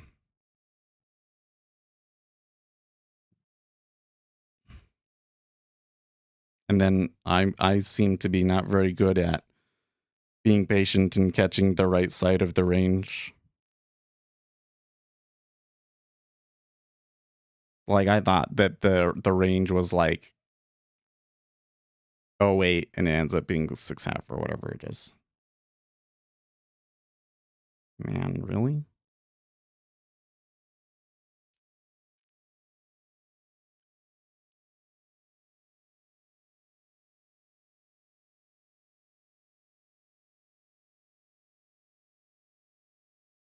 So why did I flip? What am I thinking, guys?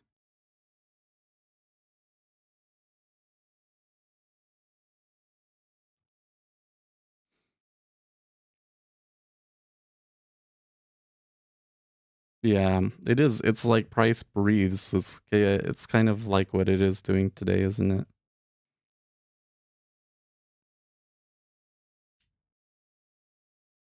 It's just this really strong. I mean, it's like the thing is it's like 8 ticks back and forth. Like that's usually a lot. That's quite a bit. I think that's throwing me off a big time. My mouth is really dry too.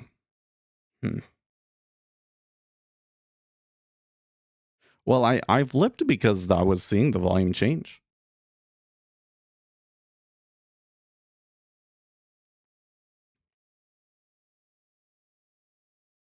I'm actually technically still seeing it.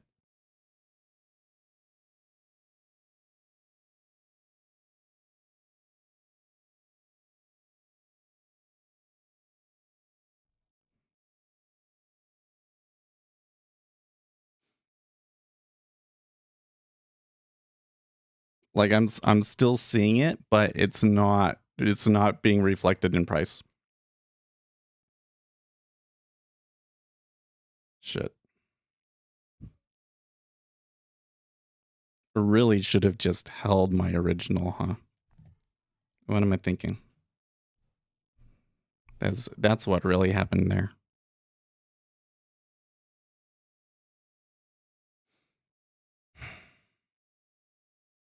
Well, I don't think that I'm doing very well today though. Like or rather, I think that my problems today have more to do with my mental performance than it does the market necessarily, right? Oh no. There was definitely a so here.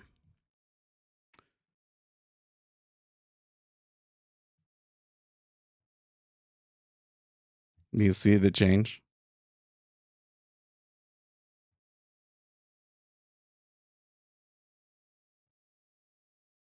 after this point, and then especially after this point, it actually has been long.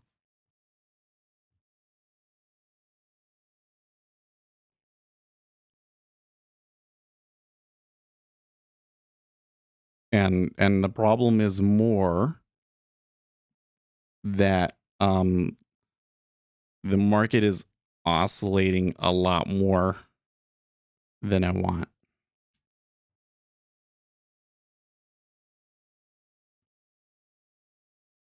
But it does appear that this '09 has definitely formed a liquidity hole of sorts that's not really showing up on the volume profile very well yet.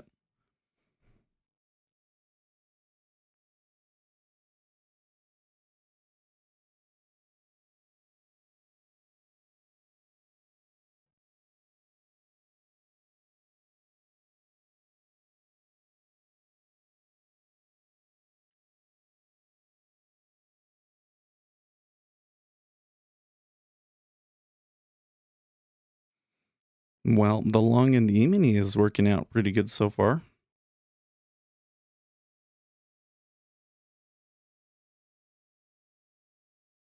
I think that I'd take half of it off at the range stop.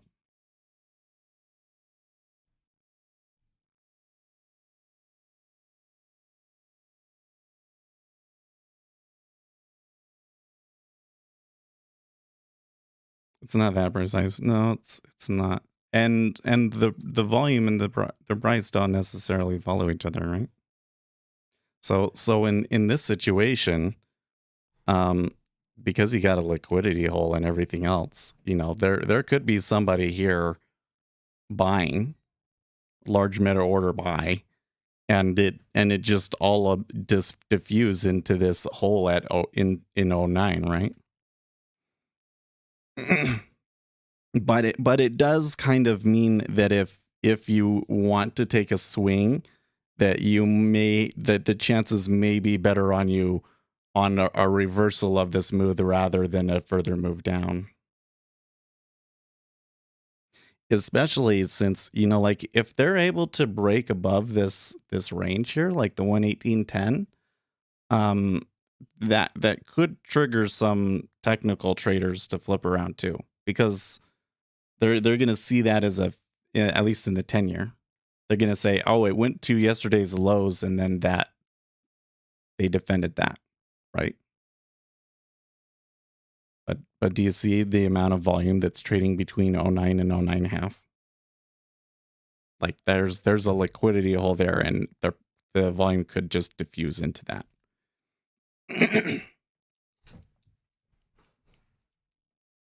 Oh, we get the oil report here. Forgot about that.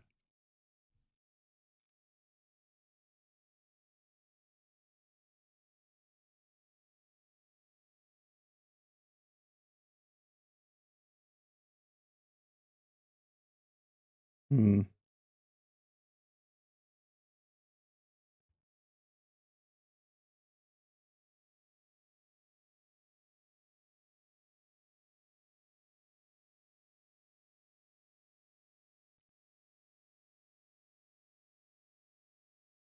I'll just say there's something unique about this range, though. Like when they get to the bottom end of this range, it's like they seem a lot less likely, less interested in trading it. So I don't know. I don't know.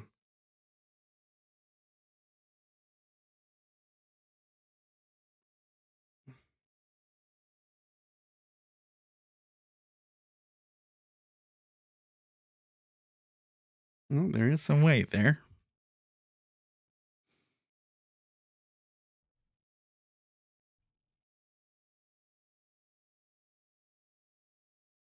Now, in this instance, also something interesting happening here is that it looks like the 10-year is a little bit heavier than these other two.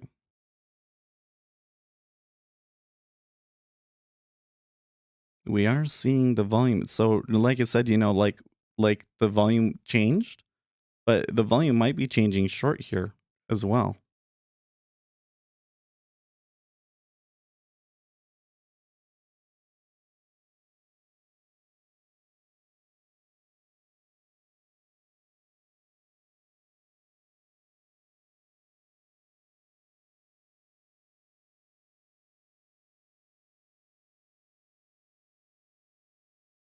doesn't seem like a good setup for it to go to new lows, but I'm probably crazy. Hmm.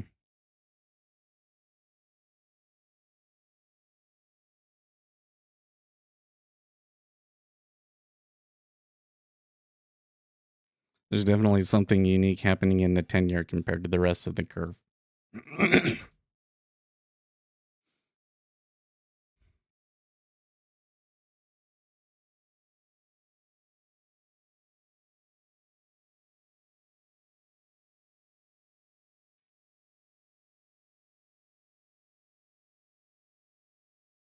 And there's a pretty big iceberg there at 08.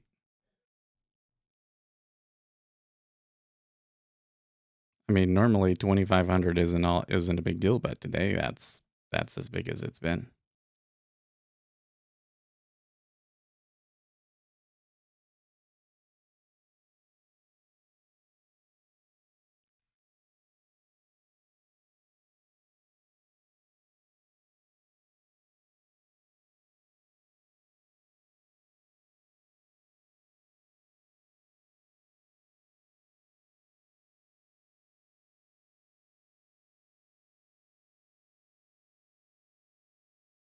You wish you could speed up, see it? Well, but it's that it's so slow is kind of what helps make it easier to read.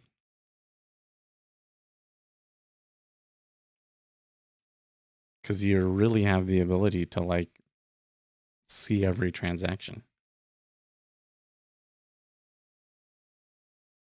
I think the place where you can kind of get screwed up in your read is that because it's so easy for you to read into every teeny tiny little move, sometimes you miss the bigger picture.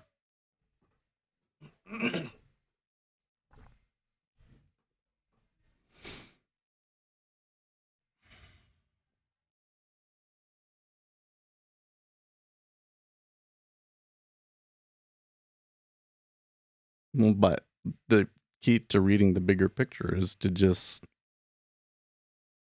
keep saying those things to yourself. Like, come back, look at this chart, and go, oh, yeah, okay. Well, there was an iceberg at 08. They traded down there a little bit, but now they've come up. It's like the iceberg is gone. So maybe there was a large meta order selling in through this location, and it looks like he's been filled. Maybe the market might have a little bit easier of a time in the 10-year moving back up now into the 09 area. The 30-year seems to be leaning to the upside. Well, there you go. Look at that. So now they're breaking the top of the range without very much resistance. They still need another tick or two, but in the 10-year, but you went short ES? No, I never got my fills over on this side, did I? No, it's okay. This 4150 area, there's a pretty good chance that the E-mini chops around that. Like I wouldn't be surprised. I'll try and make a really a prediction that is well beyond my ability to really predict things, especially since I haven't been doing so good with the E-mini let's say this year. Okay, I think that by the FOMC meeting it will be at 4150. I think that it's actually quite likely that that's the price that will be at to start the meeting. Yeah, the micro is the opposite of the mini ZN. That is correct. Because this is yield and this is price. Which kind of I really like it. I really like the way that they chose to do the micro futures. Like seriously. Okay, now you're getting an iceberg on the bid.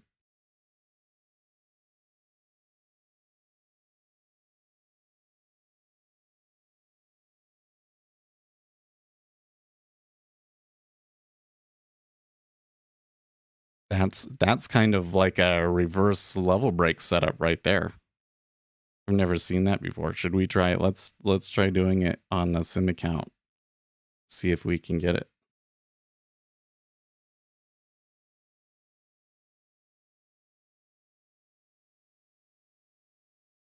This is like a 50-50 within this context, but I find it a really curious one.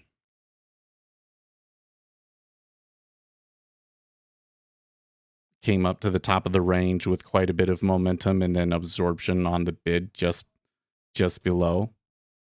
Yeah.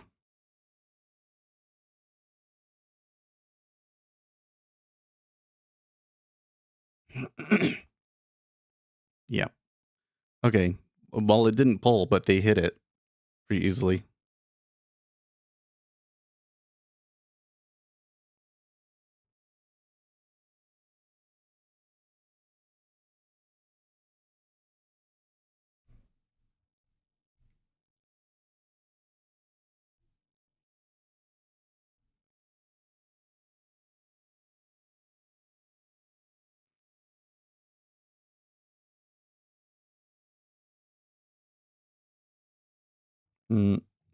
Not filled on the upside though. That's unfortunate.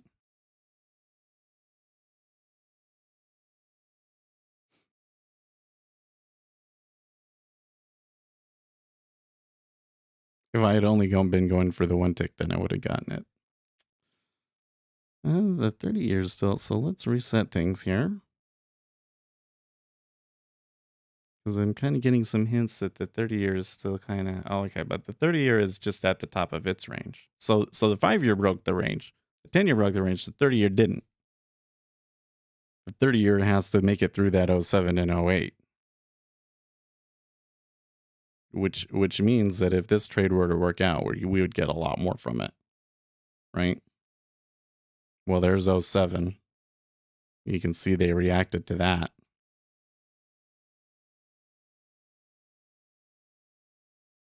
Come on. Oh, wait. You just need one person to do it. There you go. Thank you. Okay, now there's some size at 09, though.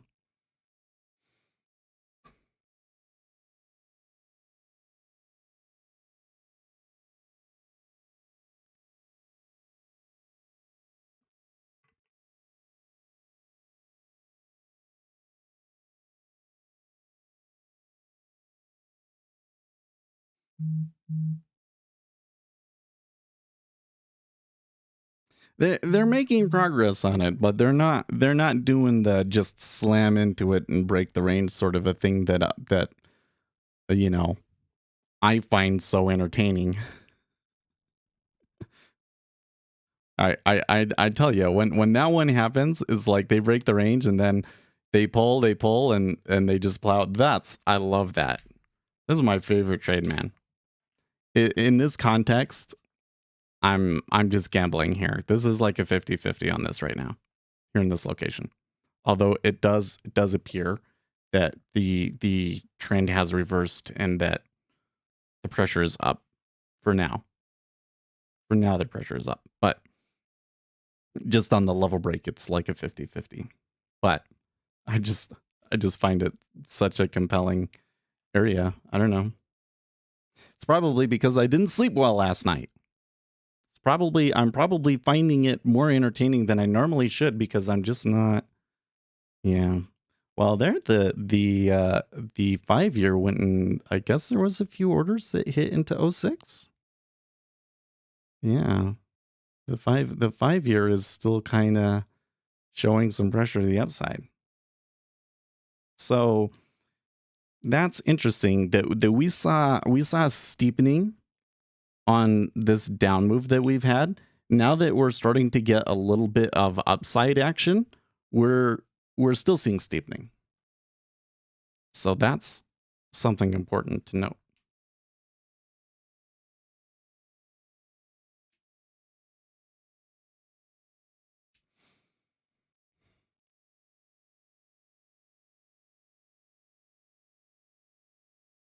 You can see that there are There does appear to be some market makers leaning on this range, though.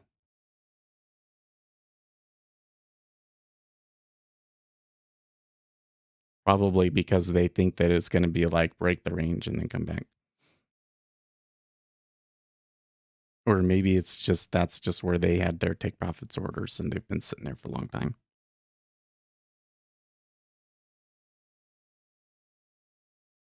Okay, well, the 30-year has traded into 08. I think that we want to see them clear it. But progress. Progress.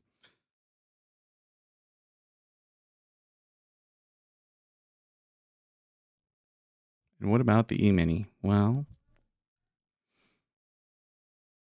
they might make another attempt for the 4165. Let's see. Is that gonna hurt what we've got going over here in the treasuries? I'm not sure. Probably it's more likely to be the currencies that dominate the treasuries. So we got to be careful because the 6J could just, move us around wherever they want pretty easily, probably. But for the time being, it's retracing and moving up quite aggressively in the 6J. In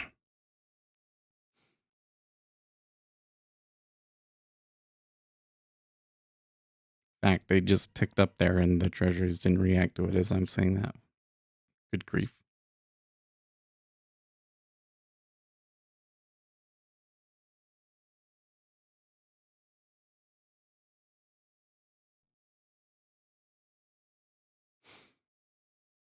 How much time we got left? 15 minutes?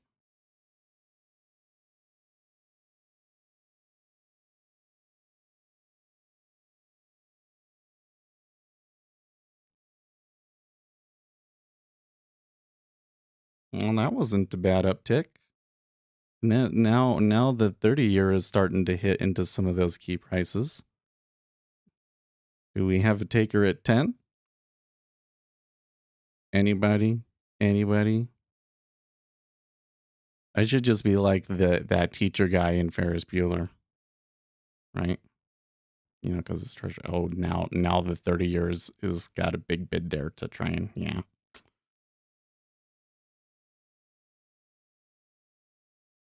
Well, they responded at 10 at least.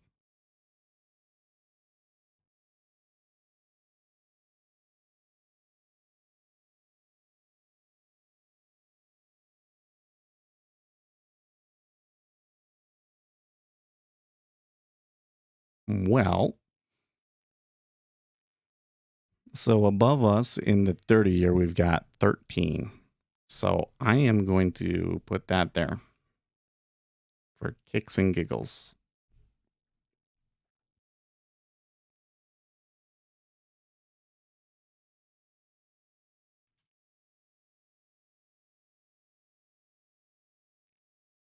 I'm kind of wondering here if we don't get back to 3.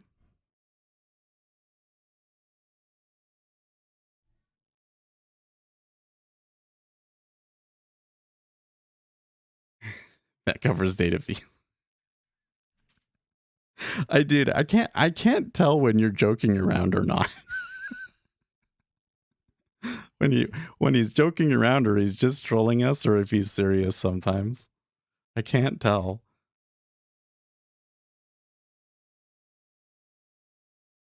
Because sometimes he asks questions that I think are really just intended to try and derail the discussion in the stream.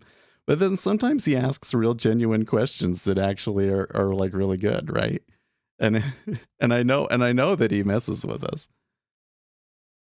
You think it might go as far as 14 in the 10-year? Well, I'm only looking at 118.13 because that's like a market maker positioning from the overnight. So in the 30-year it's 13. So let's watch the 30-year because that's the one that's lagging, so that's the one that's going to like tell us last. But, if we get above those positions, then basically nobody that is in the market can say, oh, the trend is down anymore, essentially, right? Because anybody that's been market making short is basically losing money. And anybody that was market making long has basically made money at that point. So that's why I've never been able to find that like that point predicts, that they'll turn there or that they'll push through there or anything like that. But it certainly does seem to change like the sentiment. Like it makes a pretty good filter, essentially. So kind of like VWAP. Think of it as like market makers VWAP. Maybe that's what we should call it. Market maker VWAP.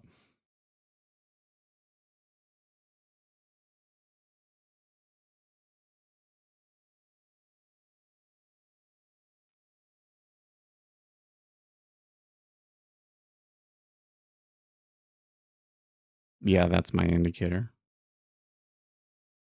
The price that I'm looking at 13, that's from my indicator. Got about 10 minutes left.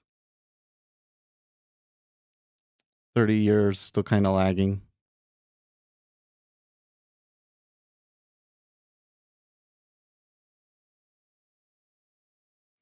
We did have it right with this one at 10, but I never really got like the pop that I expected. It just kind of like the flow just continues to come in long.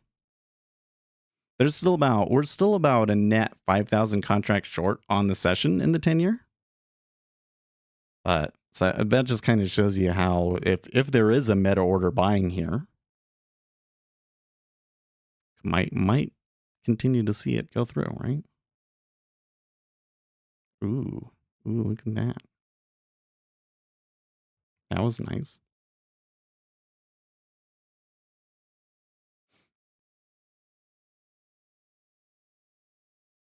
If I had kept my original take profit location, I would have made it there. Looks like it's going to come back though. The 30-year is still lagging quite heavily. In fact, the 30-year is kind of pointing down now at this point. Oh well, the 5-year kind of pointed down is maybe pointing down there a little bit as well. And they got yanked down there a bit. Was that because of the 6J took a little bit of a breather, I guess you could say. Copper is reversing really hard. That's good. Maybe it could be bad depending on how you think about it. Corn is reversing up as well too. So why is the commodities complex all of a sudden seeing a rally? That's odd. Man, you know what the highest relative volume instrument I have today is the euro dollar. I guess that makes sense. Right? So the euro dollar is truly the one that's like most sensitive to the short-term rates. Kind of sucks that we got all of that upside action there in the 10-year and the micros didn't move at all because the 30-year has just been sitting there at 07.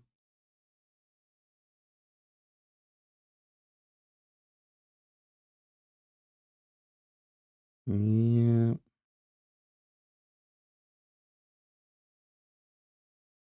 So now we get to play this game of, is that just a pullback or are they going to shove all the way back to the lows? Well, we got to remember there is still that liquidity hole at 09. Although, how long has it been since we were there? It's been about 20 minutes. And then before that, it was about 40 minutes. So it may be possible that the liquidity hole at 09 is healed a little bit. I guess we'll have to see how it reacts. It's looking tougher. And in fact, there's an iceberg at 09.5, which is interesting.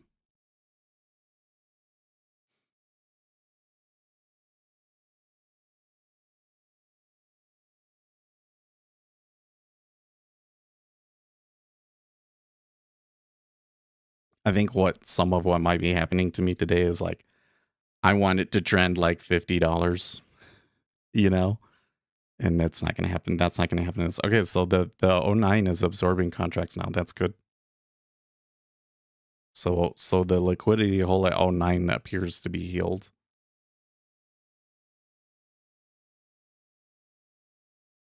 And it looks like there was an iceberg. Whoa, mama. Holy shit, Nikes. That was 4,000 contracts. Just market bought there into 10 and 10 half. Wow.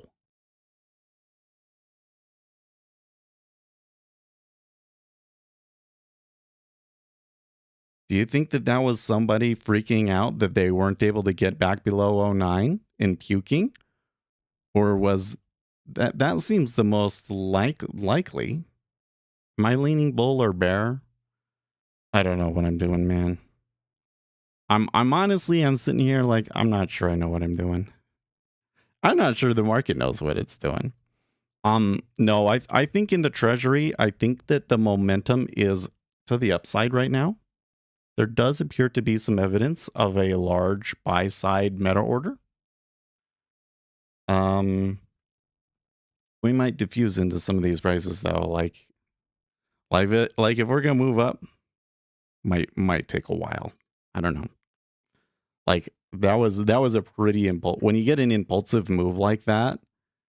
I think that my tendency when I was early, and this is very much the tendency for most retail traders, is to get excited about that and be like, oh man, like somebody really wants to buy, like we're gonna move up.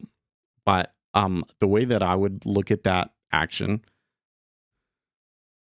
when you get really aggressive orders like that, that's usually somebody stopping out, or it's more likely to be somebody stopping out, is what I should say. Because there's no other reason for you to be that aggressive. It's news or somebody stopping out. And when somebody makes a mistake like that, it actually kind of ruins the order book. So that can become a liquidity hole, essentially, right? So if we are to get continued action, and we may, and who knows, maybe these buyers are just going to be really consistent and we float through, but that's something that actually kind of suggests to me that we might be constrained in this area for a bit.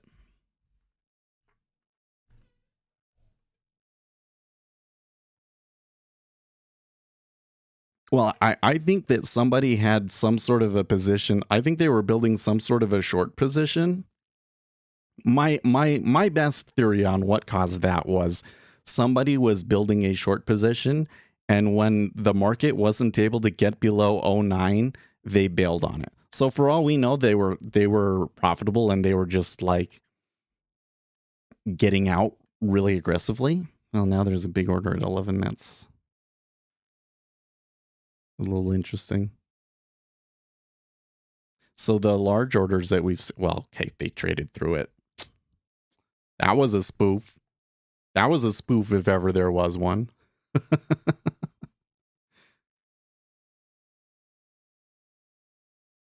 Yeah, it went as low as 09, and then when it, maybe that's like where their position was from, and when it didn't go below that, they were like, crap, and they panicked. Whoa, okay.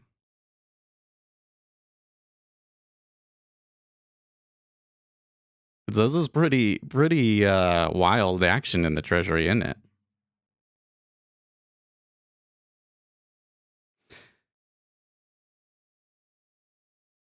I've seen action like this when the book was like 3,000. So I don't feel like that this is because of what, like that the liquidity is so light.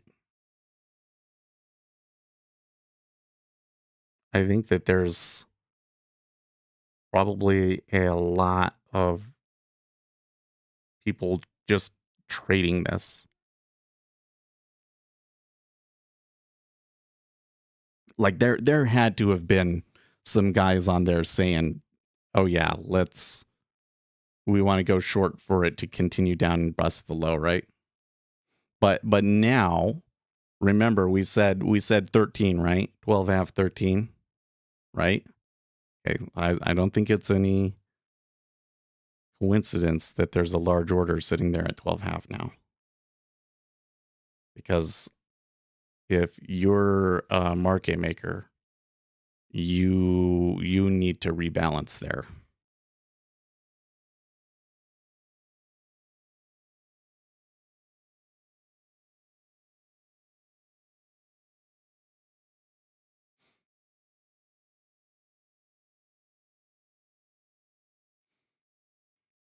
That order is probably that's my theory. Should I say probably? My theory is that the 2,000 contracts at 12.5 is a market maker trying to rebalance their position, and that 2,000 contracts will trade at 12.5. That is my theory. Are we going to see it before? Listen, if you guys are going to hit it, just do it right now because we got to go in 2 minutes. 1675. So now they're doing the level break again.